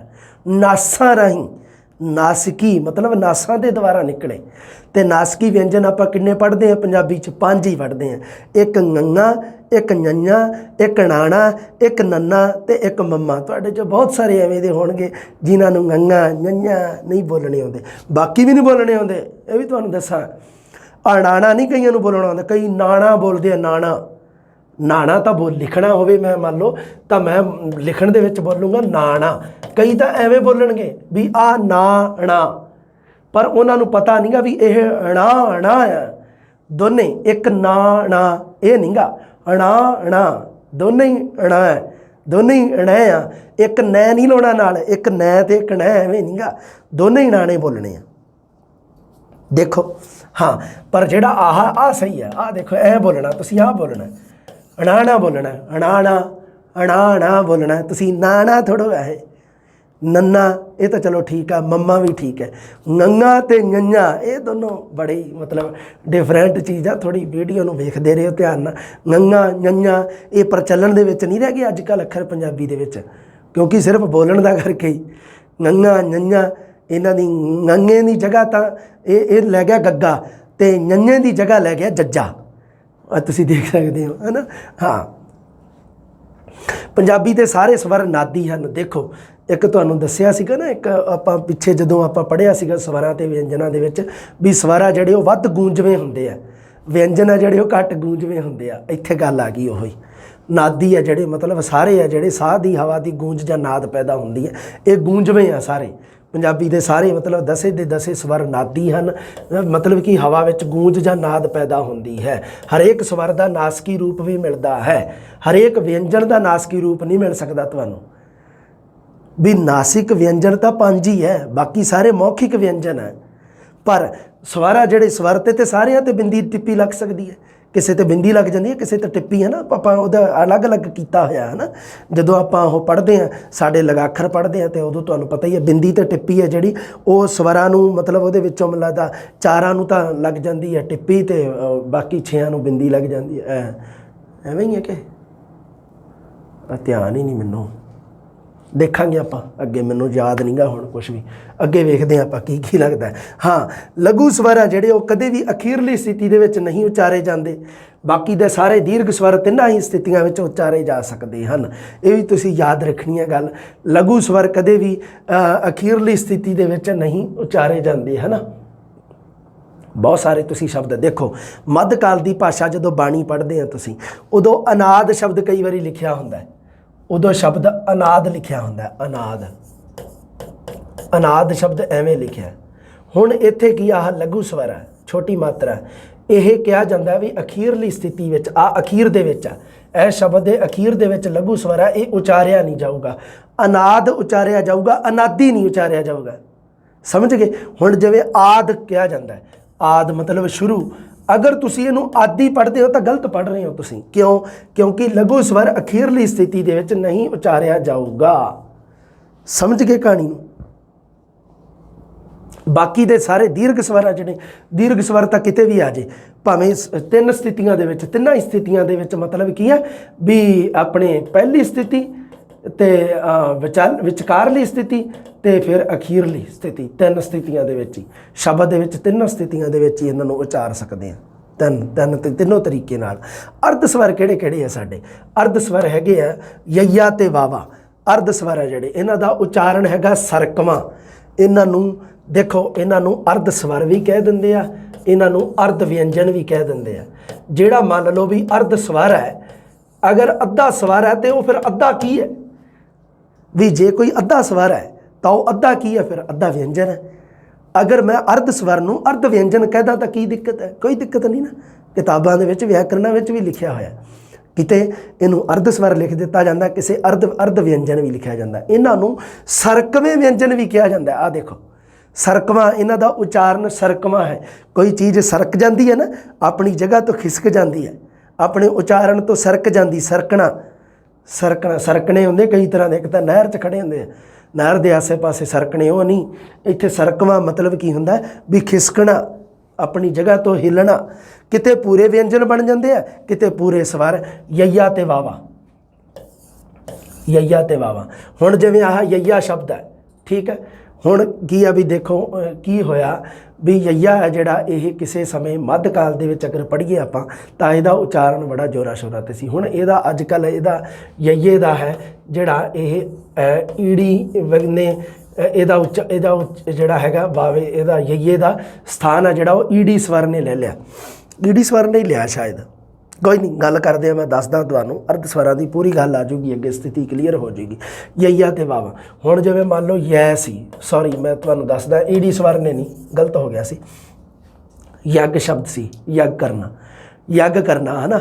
ਤੇ ਇਹ ਮੱਧਿਆ ਕਾਲ ਦੇ ਵਿੱਚ ਮੱਧ ਕਾਲ ਦੇ ਵਿੱਚ ਐਵੇਂ ਹੀ ਲਿਖਿਆ ਜਾਂਦਾ ਸੀ ਵੀ ਯੱਗ ਕਰਨਾ। ਅੱਜ ਕੱਲ੍ਹ ਇਹਨੂੰ ਲਿਖ ਦਿੱਤਾ ਜਾਂਦਾ ਹੈ ਜੱਗ ਕਰਨਾ, ਹੈ ਨਾ, ਜੱਗ ਕਰਨਾ। ਸੋ ਇਹ ਹੈ ਜਿਹੜਾ ਇਹਦੀ ਜਗ੍ਹਾ ਜਿਹੜੀ ਉਹ ਪੂਰੇ ਇੱਕ ਵਿਅੰਜਨ ਨੇ ਲੈ ਲਈ। ਸੋ ਕਦੀ ਤਾਂ ਇਹ ਅਰਧ ਸਵਰ ਹੈ, ਕਦੀ ਅਰਧ ਵਿਅੰਜਨ ਹੈ, ਠੀਕ ਹੈ। ਉਸ ਤੋਂ ਬਾਅਦ ਆ ਵੀ ਹੈ ਵਾਵਾ ਵੀ ਇਹ ਸਥਿਤੀ 'ਚ ਹੈ ਨਾ। ਹੁਣ ਜਿਵੇਂ ਮੰਨ ਲਓ ਆਪਾਂ ਪੜ੍ਹਦੇ ਹਾਂ ਸਵਰ, ਹੁਣ ਸਵਰ ਲਿਖਣ ਦੇ ਵਿੱਚ ਕਈ ਤਰੀਕੇ ਨਾਲ ਆ। ਇੱਕ ਤਾਂ ਅੱਜ ਕੱਲ੍ਹ ਤਾਂ ਐਂ ਹੀ ਲਿਖਿਆ ਹੁੰਦਾ, ਕਿਤੇ ਕਿਤੇ ਤੁਸੀਂ ਦੇਖ ਸਕਦੇ ਹੋ ਇਸ ਤਰ੍ਹਾਂ ਵੀ ਲਿਖਿਆ ਹੁੰਦਾ, ਠੀਕ ਹੈ। ਇਹ ਵੀ ਹੈ ਜਿਹੜਾ ਤਰੀਕਾ। ਹੁਣ ਇੱਥੇ ਮੰਨ ਲਓ ਪੈਰ ਦੇ ਵਿੱਚ ਆ ਇਹ ਸਵਰ, ਤਾਂ ਇਹ ਮੈਂ ਬੋਲਣ ਦੇ ਵਿੱਚ ਸਵਰ ਐਵੇਂ ਬੋਲ ਰਿਹਾ, ਸਵਰ। ਸੋ ਇਹ ਹੈ ਜਿਹੜੀ ਵਾਵੇ ਦੀ ਜਗ੍ਹਾ ਐੜੇ ਨੇ ਲੈ ਚੁੱਕਿਆ ਵੀ ਮਤਲਬ ਇਹ ਵਾਵਾ ਜਿਹੜਾ ਉਹ ਕਦੀ ਤਾਂ ਦੇਖੋ ਅਗਰ ਸ਼ੁਰੂ 'ਚ ਆ ਜੇ, ਜਿਵੇਂ ਵਿਅੰਜਨ ਸ਼ਬਦ ਦੇ ਸ਼ੁਰੂ 'ਚ ਆਇਆ, ਇੱਥੇ ਤਾਂ ਪੂਰਾ ਬੋਲਿਆ ਗਿਆ ਇਹ ਵਿਅੰਜਨ। ਅਗਰ ਇਹ ਇੱਥੇ ਆਇਆ ਸਵਰ ਮਤਲਬ ਦੂਜੇ ਨੰਬਰ 'ਤੇ ਆਇਆ ਤਾਂ ਉਦੋਂ ਇਸ ਨੂੰ ਸਵਾਰ ਥੋੜ੍ਹਾ ਬੋਲਿਆ, ਮੈਂ ਸਵਾਰ ਨਹੀਂ ਬੋਲਿਆ, ਇਹਨੂੰ ਮੈਂ ਬੋਲ ਰਿਹਾ ਸਵਰ, ਸਵਰ ਐ ਬੋਲ ਰਿਹਾ ਸਵਰ। ਤਾਂ ਇਹ ਸਵਰ ਬੋਲਿਆ ਮਤਲਬ ਵਾਵੇ ਦੀ ਜਗ੍ਹਾ ਐੜਾ ਲੈ ਗਿਆ, ਮਤਲਬ ਵਾਵਾ ਕਦੀ ਤਾਂ ਪੂਰਾ ਵਿਅੰਜਨ ਤੇ ਕਦੀ ਪੂਰਾ ਸਵਰ। ਇਸ ਕਰਕੇ ਇਹ ਮਤਲਬ ਨਾਸ ਮਤਲਬ ਕੀ ਆ ਵੀ ਇਹਨੂੰ ਅਰਧ ਸਵਰ ਵੀ ਕਹਿ ਸਕਦੇ ਆ, ਅਰਧ ਵਿਅੰਜਨ ਵੀ ਕਹਿ ਸਕਦੇ ਆ। ਇਹ ਅਰਧ ਸਵਰ ਆ ਜਾਂ ਅਰਧ ਵਿਅੰਜਨ ਆ, ਜਾਂ ਇਹਨਾਂ ਨੂੰ ਸਰਕਵੇ ਵਿਅੰਜਨ ਵੀ ਕਿਹਾ ਜਾਂਦਾ, ਯਈਆ ਤੇ ਵਾਵਾ ਦੋ, ਠੀਕ ਹੈ ਜੀ। ਅਗਲੀ ਗੱਲ ਆਪਾਂ ਕਰਦੇ ਆ ਉਚਾਰਨ ਸਥਾਨ ਦੇ ਆਧਾਰ ਤੇ। ਲਓ ਜੀ, ਹੁਣ ਆ ਗਈਆਂ ਪੰਜਾਬੀ ਵਿਅੰਜਨ ਧੁਨੀਆਂ ਦਾ ਵਰਗੀਕਰਨ। ਉੱਪਰ ਆਪਾਂ ਪੜ੍ਹਿਆ ਸੀ ਸਵਰ ਧੁਨੀਆਂ ਦਾ ਵਰਗੀਕਰਨ, ਹੁਣ ਆਪਾਂ ਪੜ੍ਹਦੇ ਹਾਂ ਵਿਅੰਜਨ ਧੁਨੀਆਂ ਦਾ ਵਰਗੀਕਰਨ। ਵਿਅੰਜਨ ਧੁਨੀਆਂ ਦੇ ਵਰਗੀਕਰਨ 'ਚੋਂ ਪ੍ਰਸ਼ਨ ਬੇਟਾ ਜੀ ਵਾਧੂ ਹੋਣਗੇ, ਜਿੰਨੇ ਮਰਜ਼ੀ ਚੁੱਕ ਲਿਓ। ਉਚਾਰਨ ਸਥਾਨ ਦੇ ਆਧਾਰ ਤੇ ਸਭ ਤੋਂ ਪਹਿਲਾ ਵਰਗੀਕਰਨ ਕੰਠੀ, ਤਾਲਵੀ, ਉਲਟ ਜੀਭੀ, ਦੰਤੀ, ਹੋਠੀ, ਸੁਰ ਅੰਤਰੀ। ਇਹ ਆ ਜਿਹੜੀ 6 ਪ੍ਰਕਾਰ ਦੇ ਨਾਲ ਉਚਾਰਨ ਸਥਾਨ ਦੇ ਆਧਾਰ ਤੇ ਆ। ਕੰਠੀ ਮਤਲਬ ਜਦੋਂ ਜੀਭ ਦਾ ਪਿਛਲਾ ਪਾਸਾ ਕੋਮਲ ਤਾਲੂ ਨਾਲ ਜਦੋਂ ਜਿਨ੍ਹਾਂ ਵਿਅੰਜਨਾਂ ਨੂੰ ਬੋਲਣ ਸਮੇਂ ਜੀਭ ਦਾ ਪਿਛਲਾ ਪਾਸਾ ਕੋਮਲ ਤਾਲੂ ਨੂੰ ਟੱਚ ਕਰਦਾ ਹੈ ਤਾਂ ਉਸ ਨੂੰ ਸਪਰਸ਼ ਕਰਕੇ ਸਾਹ ਦੀ ਹਵਾ ਨੂੰ ਰੋਕੇ। ਇਹ ਕ, ਖ, ਗ ਇਹ ਹੈ ਜਿਹੜੇ ਇਹ ਸਾਡੀਆਂ ਕੰਠੀ ਧੁਨੀਆਂ ਦੇ ਵਿੱਚ ਆਉਂਦੇ ਆ, ਇਹ ਕੰਠੀ ਧੁਨੀਆਂ ਦੇ ਵਿੱਚ ਆਉਂਦੇ ਆ। ਕ, ਖ, ਗ। ਸਰ ਤੁਸੀਂ ਆਖੋਗੇ ਘੱਗਾ ਤੇ ngੰਗਾ ਕਿਉਂ ਨਹੀਂ ਆ ਰਹੇ, ਇੱਥੇ ਕਿਉਂ ਨਹੀਂ ਲਿਖੇ ਤੁਸੀਂ? ਕਿਉਂਕਿ ਘੱਗਾ, ਝੱਜਾ, ਢੱਡਾ, ਧੱਦਾ ਤੇ ਭੱਬਾ ਇਹ ਹੈ ਜਿਹੜੇ ਇਹਨਾਂ ਦੀ ਸਥਿਤੀ ਕਲੀਅਰ ਨਹੀਂ ਗੀ। ਇਸ ਕਰਕੇ ਕੀ ਹੈ ਵੀ ਘੱਗਾ, ਝੱਜਾ, ਢੱਡਾ, ਧੱਦਾ, ਭੱਬਾ ਮਤਲਬ ਕੀ ਹੈ ਵੀ ਹਰ ਜਿਹੜੇ ਮਤਲਬ ਜਿਹੜੀ ਉਹ ਸਾਡੀ ਵਰਣਮਾਲਾ ਹੈ ਉਹਦੇ ਵਿੱਚ ਜਿਹੜੇ ਵਰਗ ਵੰਡੇ ਹੋਇਆ ਉਹਦੇ ਵਿੱਚ ਹਰ ਚੌਥਾ ਅੱਖਰ ਕੱਕਾ, ਖੱਖਾ, ਗੱਗਾ, ਘੱਗਾ, ਦੂਸਰਾ ਘੱਗਾ, ਝੱਜਾ, ਝੱਜਾ, ਝੱਜਾ, ਘੱਗਾ, ਝੱਜਾ, ਢੱਡਾ, ਧੱਦਾ ਤੇ ਭੱਬਾ। ਇਹਨਾਂ ਦੀ ਸਥਿਤੀ ਪੂਰੀ ਅੱਜ ਦੇ ਸਮੇਂ 'ਚ ਕਲੀਅਰ ਨਹੀਂ ਗੀ। ਜਿਵੇਂ ਮੰਨ ਲਓ ਇੱਥੇ ਤਾਂ ਬੋਲਤਾ ਮੈਂ ਪੂਰਾ ਘਰ, ਠੀਕ ਹੈ, ਇਹ ਤਾਂ ਇੱਥੇ ਤਾਂ ਘੱਗਾ ਬੋਲਿਆ ਗਿਆ ਹੈ ਨਾ। ਅਗਰ ਮੈਂ ਰਾਘਵ ਸ਼ਬਦ ਲਿਖਾਂ ਤਾਂ ਇੱਥੇ ਮੈਂ ਇਹਨੂੰ ਬੋਲਿਆ ਗਾ, ਇੱਥੇ ਇਹਨੂੰ ਬੋਲਿਆ ਘਾ। ਇਸ ਕਰਕੇ ਇਹਨਾਂ ਦਾ ਉਚਾਰਨ ਪੂਰਾ ਮਤਲਬ ਕਲੀਅਰ ਨਹੀਂ, ਐਵੇਂ ਹੀ ਝੱਜੇ ਨਾਲ ਆ, ਐਵੇਂ ਹੀ ਢੱਡੇ ਦੀ ਸਥਿਤੀ, ਐਵੇਂ ਹੀ ਧੱਦੇ ਦੀ, ਐਵੇਂ ਹੀ ਪੱਬੇ ਦੀ ਆ। ਇਹ ਕੀ ਆ ਵੀ ਜਿਹੜੇ ਵਰਗ ਆ ਨਾ ਪੰਜਾਬੀ ਵਰਣਮਾਲਾ ਦੇ ਜਿਹੜੇ ਵਰਗ ਬਣੇ ਹੋਏ ਆ, ਪਹਿਲਾਂ ਕੈ ਵਰਗ, ਫਿਰ ਆਪਣੇ ਆ ਗਿਆ ਚੈ ਵਰਗ, ਟੈ ਵਰਗ, ਤੈ ਵਰਗ, ਪੈ ਵਰਗ, ਉਹਨਾਂ ਦਾ ਹਰ ਚੌਥਾ ਅੱਖਰ ਆ ਜਿਹੜਾ ਘੱਗਾ, ਝੱਜਾ, ਢੱਡਾ, ਧੱਦਾ ਤੇ ਪੱਬਾ। ਇਹ 5 ਇਸ ਤਰ੍ਹਾਂ ਦੇ ਆ ਵੀ ਜਿਨ੍ਹਾਂ ਨੂੰ ਮਤਲਬ ਕੀ ਆ ਵੀ ਸ਼ੁੱਧ ਵਿਅੰਜਨਾਂ ਦੀ ਗਿਣਤੀ 'ਚ ਨਹੀਂ ਗਿਣਿਆ ਜਾਂਦਾ। ਇਸ ਕਰਕੇ ਇਹਨਾਂ ਦਾ ਨਾਮ ਨਹੀਂ ਆਉਂਦਾ ਹੁੰਦਾ, ਤੁਸੀਂ ਦੇਖ ਲਿਓ ਭਾਵੇਂ ਇਹਨਾਂ ਦਾ ਨਹੀਂ ਆਊਗਾ। ਹੁਣ ਤੁਸੀਂ ਕੋਈ ਮੰਨ ਲਓ ਪ੍ਰੋਪਰ ਕੋਈ ਬੁੱਕ ਲਈ ਫਿਰਦੇ ਆ ਨਾ, ਉਹਦੇ 'ਚ ਤੁਸੀਂ ਵੀ ਸੋਚ ਕੇ ਹੈਰਾਨ ਰਹਿ ਜਾਓਗੇ ਵੀ ਇਹ ਕਿਉਂ ਨਹੀਂ ਆਇਆ, ਕਿਉਂਕਿ ਇਹ ਉਚਾਰਨ ਆਪਣਾ ਬਦਲਦੇ ਆ। ਜਿਵੇਂ ਸ਼ਬਦਾਂ ਦੇ ਵਿੱਚ ਇਹਨਾਂ ਦੀ ਸਥਿਤੀ ਬਦਲੀ, ਉਚਾਰਨ ਬਦਲ ਜਾਂਦਾ। ਇੱਕ ਜਗ੍ਹਾ 'ਤੇ ਤਾਂ ਘੈ ਉਚਾਰਨ ਹੋਊਗਾ, ਇੱਕ 'ਤੇ ਗੈ, ਇੱਕ 'ਤੇ ਝੈ, ਇੱਕ 'ਤੇ ਜੈ। ਉਵੇਂ ਹੀ ਦੂਸਰਾ ਇੱਕ 'ਤੇ ਢੱਡਾ, ਇੱਕ 'ਤੇ ਡੱਡਾ, ਹੈ ਨਾ, ਇੱਕ 'ਤੇ ਉਹ ਭੱਬਾ, ਇੱਕ 'ਤੇ ਬੱਬਾ, ਹੈ ਨਾ। ਇਸ ਕਰਕੇ ਥੋੜ੍ਹੀ ਜਿਹੀ ਸਥਿਤੀ ਇਹਨਾਂ ਦੀ ਬਦਲਦੀ ਹੈ। ਕੱਕਾ, ਖੱਖਾ, ਗੱਗਾ ਇਹ 3 ਕੰਠੀ ਹੈ। ਤਾਲਵੀ ਸਾਹ ਦੀ ਹਵਾ ਨੂੰ ਦੰਦ ਪਠਾਰ ਤੋਂ ਸਖਤ ਤਾਲੂ ਦੇ ਦਰਮਿਆਨ ਜੀਭ ਦੇ ਬਲੇਡ ਦੁਆਰਾ ਰੋਕਿਆ ਜਾਵੇ। ਟਿਪ ਤੋਂ ਬਾਅਦ ਵਾਲਾ ਹਿੱਸਾ ਜੀਭ ਦਾ ਬਲੇਡ ਤਾਲਵੀ ਧੁਨੀ ਦੇ ਵਿੱਚ ਕਿਹਾ ਜਾਂਦਾ ਉਸ ਨੂੰ। ਚੱਚਾ ਛੱਛਾ ਜੱਜਾ, ਝੱਜਾ ਹੈ ਨਹੀਂ ਹੈ ਨਾ, ਤੇ ਹੁਣ ਤੁਸੀਂ ਕਹੋਗੇ ਸਰ ਕੱਕਾ ਕੱਕਾ ਗੱਗਾ ਕੰ ਉਹ ਵੀ ਨਹੀਂ ਹੈਗਾ। ਕੱਕਾ ਕੱਕਾ ਗੱਗਾ ਘੱਗਾ ਨੰਗਾ ਕਿਉਂ ਨਹੀਂ ਹੈਗਾ ਇੱਥੇ? ਕਿਉਂਕਿ ਨੰਗਾ ਤੇ ਨੰਨਾ ਦੋ ਹੈ ਜਿਹੜੇ, ਕਿਹੜੇ ਕਿਹੜੇ? ਇੱਕ ਨੰਗਾ ਤੇ ਇੱਕ ਸਾਡਾ ਨੰਨਾ, ਇਹ ਦੋਨੋਂ ਪ੍ਰਚਲਨ ਦੇ ਵਿੱਚ ਨਹੀਂ ਰਹਿ ਗਏ, ਇਸ ਕਰਕੇ ਇਹਨਾਂ ਨੂੰ ਵੀ ਨਹੀਂ ਗਿਣਿਆ ਜਾਂਦਾ। ਇਹੋ ਜਿਹਾ ਕੋਈ ਪ੍ਰਸ਼ਨ ਨਹੀਂ ਤੁਹਾਨੂੰ ਪੁੱਛੂਗਾ, ਫਿਕਰ ਕਰਨ ਦੀ ਲੋੜ ਨਹੀਂ, ਸਿਰਫ ਗੱਲ ਹੈ ਜਿਹੜੀ ਕੰਸੈਪਟ ਕਲੀਅਰ ਕਰਨੀ ਆ ਤੁਸੀਂ, ਠੀਕ ਹੈ। ਹਾਂ, ਤਾਲਵੀ ਦੇ ਵਿੱਚ ਕਿਹੜੇ ਕਿਹੜੇ ਆ ਜਾਂਦੇ ਆ ਫਿਰ? ਚੱਚਾ ਛੱਛਾ ਜੱਜਾ ਤੇ ਛੱਛਾ, ਮਤਲਬ ਸੱਸੇ ਪੈਰ ਬਿੰਦੀ ਜਿਹਨੂੰ ਕਹਿ ਦਿੰਦੇ ਆ, ਸੱਸੇ ਪੈਰ ਬਿੰਦੀ ਛੱਛਾ, ਇੱਕ ਸੱਸਾ ਇੱਕ ਛੱਛਾ ਥੋੜਾ ਜਿਹਾ ਹੈ ਨਾ।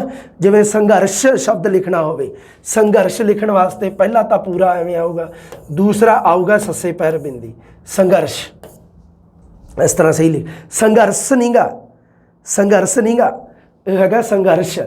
ਜਿਵੇਂ ਕਿਸੇ ਮੁੰਡੇ ਨੇ ਕੀ ਕੀਤਾ ਵੀ ਕਿਸੇ ਕੁੜੀ ਨੂੰ ਲਿਖਿਆ ਖਤ, ਤੇ ਉਹਨੂੰ ਲਿਖਦਾ ਵੀ ਤੂੰ ਮੇਰੀ ਜ਼ਿੰਦਗੀ ਮੇਂ ਸ਼ਾਮਿਲ ਹੈ, ਇਸ ਤਰ੍ਹਾਂ ਹੈ ਸ਼ਾਮਿਲ। ਜਦੋਂ ਉਹਨੇ ਲਿਖਿਆ, ਕੁੜੀ ਨੇ ਅੱਗੋਂ ਰਿਪਲਾਈ ਕੀਤਾ ਵੀ ਤੂੰ ਮੈਨੂੰ ਜ਼ਿੰਦਗੀ ਦੇ ਵਿੱਚ ਸ਼ਾਮਿਲ ਕਰੇ ਨਾ ਕਰੇ, ਪਰ ਨੁਕਤਾ ਮਤਲਬ ਬਿੰਦੀ ਜ਼ਰੂਰ ਸ਼ਾਮਿਲ ਕਰ ਆਪਦੇ ਸ਼ਬਦਾਂ ਦੇ ਵਿੱਚ, ਵੀ ਸ਼ਾਮਿਲ ਨਾ ਬੋਲ ਬੇਟਾ, ਸ਼ਾਮਿਲ ਕਿਆ ਨਹੀਂ ਬੋਲਿਆ ਰੇ, ਐਵੇਂ ਉਹਨੇ ਰਿਪਲਾਈ ਨਹੀਂ ਦੇਣਾ ਕੁੜੀ ਨੇ, ਸਹੀ ਇਹਨੂੰ ਸ਼ਾਮਿਲ ਬੋਲ ਜਦੋਂ ਦੂਏ ਵਾਲੇ ਸ਼ੈ ਨਾਲ ਬੋਲਾਂਗੇ।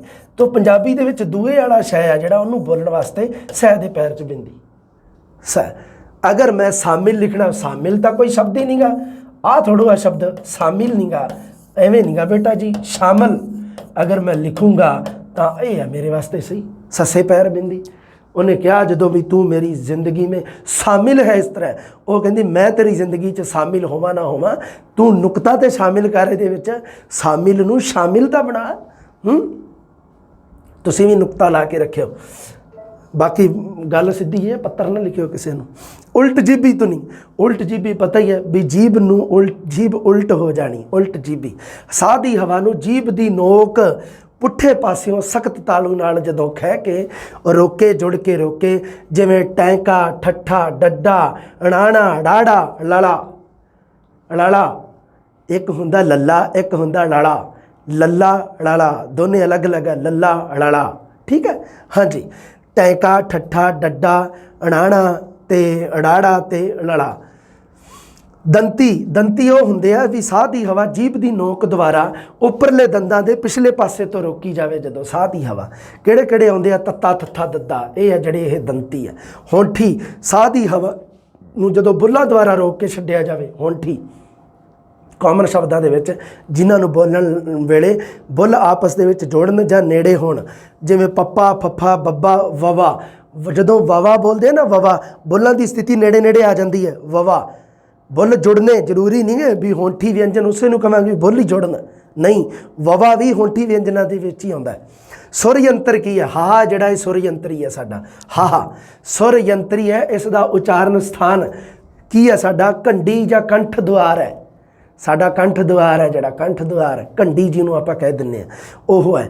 उचारण समय हवा रुकदी नहीं है, क्योंकि गले विचली थां जिहड़ी वो सिर्फ तंग हुंदी है, हवा जिहड़ी रुकदी नहीं है, इस करके इसनूं सुर यंत्री कहा जाता है। हा साडा सुर यंत्री है। पहला एक हो गया उचारण स्थान के आधार पर, हुण आ गया उचारण विधि जां उचारण ढंग के आधार पर। हुण इहदे विच उचारण विधि जां उचारण ढंग के आधार पर लो जी व्यंजनां दा आपां वर्गीकरण करते हैं। सब तो पहला आउंदे आ डकवें व्यंजन। सर डकवें की हुंदे? देखो डकना दा मतलब हुंदा किसी नूं रोकना, किसी नूं स्टॉप करना, डकना। डकना भी रोकना किसी नूं। लो भी रोकना किवें आ व्यंजनां दे? सब तो वड्डी श्रेणी बनती है डकवे व्यंजनां दी। अगर प्रश्न आ जाए भी व्यंजनां की वंड विच सब तो वड्डी श्रेणी किहदी बनती है, तो वो डकवे व्यंजनां की बनती है। डकवे व्यंजन टोटल 15 है, ये तुसीं चेते रखनी है। देखो किवें डकना, साह दी हवा नूं पूरी रोक के एकदम छड्डिया जाता है। जिवें मान लो साह दी हवा नूं रोकता, डक दिता, डक दिता, साह दी हवा नूं डक के एकदम छड्डिया जावे, उन्हां नूं कहा जाता है डकवें व्यंजन।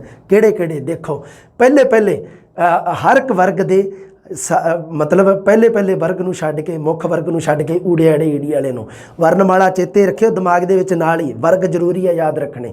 ਦੂਸਰਾ ਜਿਹੜਾ वर्ग कैख है हर वर्ग ਦੇ ਪਹਿਲੇ 3 ਅੱਖਰ ਲੈਣੇ ਆ ਤੁਸੀਂ। ਆ ਦੇਖ ਲਓ ਕੱਕਾ ਖੱਖਾ ਗੱਗਾ ठीक है कै वर्ग दे, चच्चा छच्छा जज्जा चै वर्ग दे, टैका ठट्ठा डड्डा ये टै वर्ग दे, तत्ता थत्था दद्दा तै वर्ग दे, ते पप्पा फफा बब्बा ये आ गए भी पै वर्ग दे।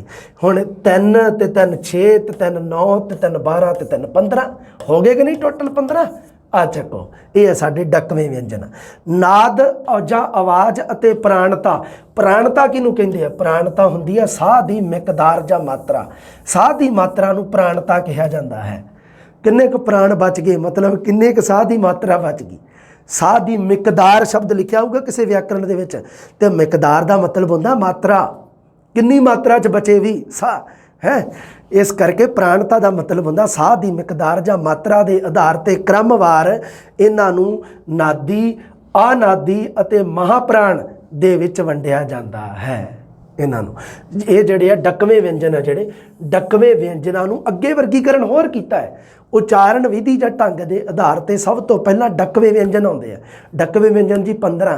अच्छा इन्हां दी अगे एक होर वंड की भी है। इन्हों नाद आवाज़ अते प्राणता साह की मिकदारता के आधार पर क्रमवार नादी, अनादी अते महाप्राण धुनिया दे विच वंडिया जाता है। लो सब तो पहला तो नादी देख लो। डकवें व्यंजन पढ़ के तुसीं ध्यान नाल सारा कुछ क्लीयर है। नादी जां सघोष जिन्हां नूं कह दिंदे आ।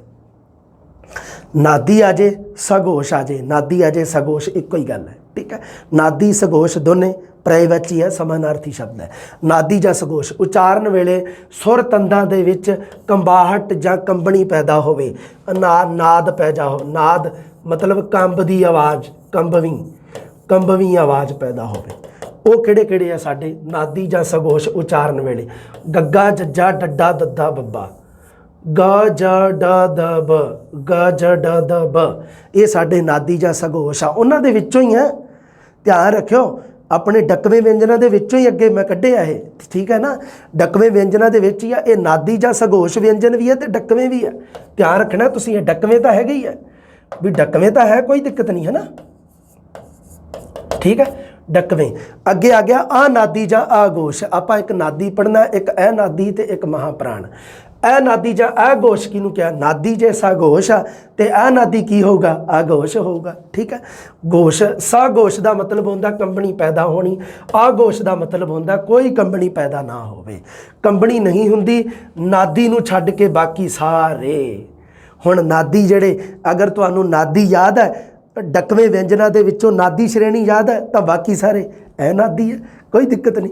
कक्का खक्का चच्चा छच्छा टैका ठट्ठा तत्ता थत्था पप्पा फप्पा। अगर तुसी देखो अनादी जां अघोष हर वर्ग के पहले 2 अखर है तो यदा मतलब भी हर वर्ग का जिहड़ा तीजा अखर आ वह नादी जां सघोष है। समझ गए ना? वर्णमाला तुसी सामने रखोगे तो तीजे नंबर पर आउंदे आ कक्का खक्खा गग्गा, तीजे नंबर पर आ चच्चा छच्छा जज्जा, तीजे नंबर पर आ टैका ठट्ठा डड्डा, तीजे नंबर पर आ तत्ता थत्था दद्दा, तीजे नंबर पर आ पप्पा फफा बब्बा, तीजे नंबर पर है। कहानी समझ गए? हुण आ नादी जां अघोष आ भी कंबनी नहीं हुंदी, नादी नूं छड्ड के बाकी सारे आ। हुण आपां डकविਆਂ ਦੇ ਵਿੱਚ पढ़ने आ ते डकवे की सी हर वर्ग के पहले 3 सी, ਜਿਹੜੇ ਤਾਂ 3 मतलब ਜਿਹੜੇ ਤੀਜੇ नंबर ते सी ਉਹ ਤਾਂ हो गए नादी जां सघोष। ए नादी मतलब पहले 1 ते 2 हर वर्ग के 1 ते 2 नंबर वाले 1 2 1 2 का ख च छ ट ठ त थ प फ। कहानी क्लीयर जमा, स्थिति बहुत शानदार सौखी। अगे देखो महाप्राण किनू कहते हैं?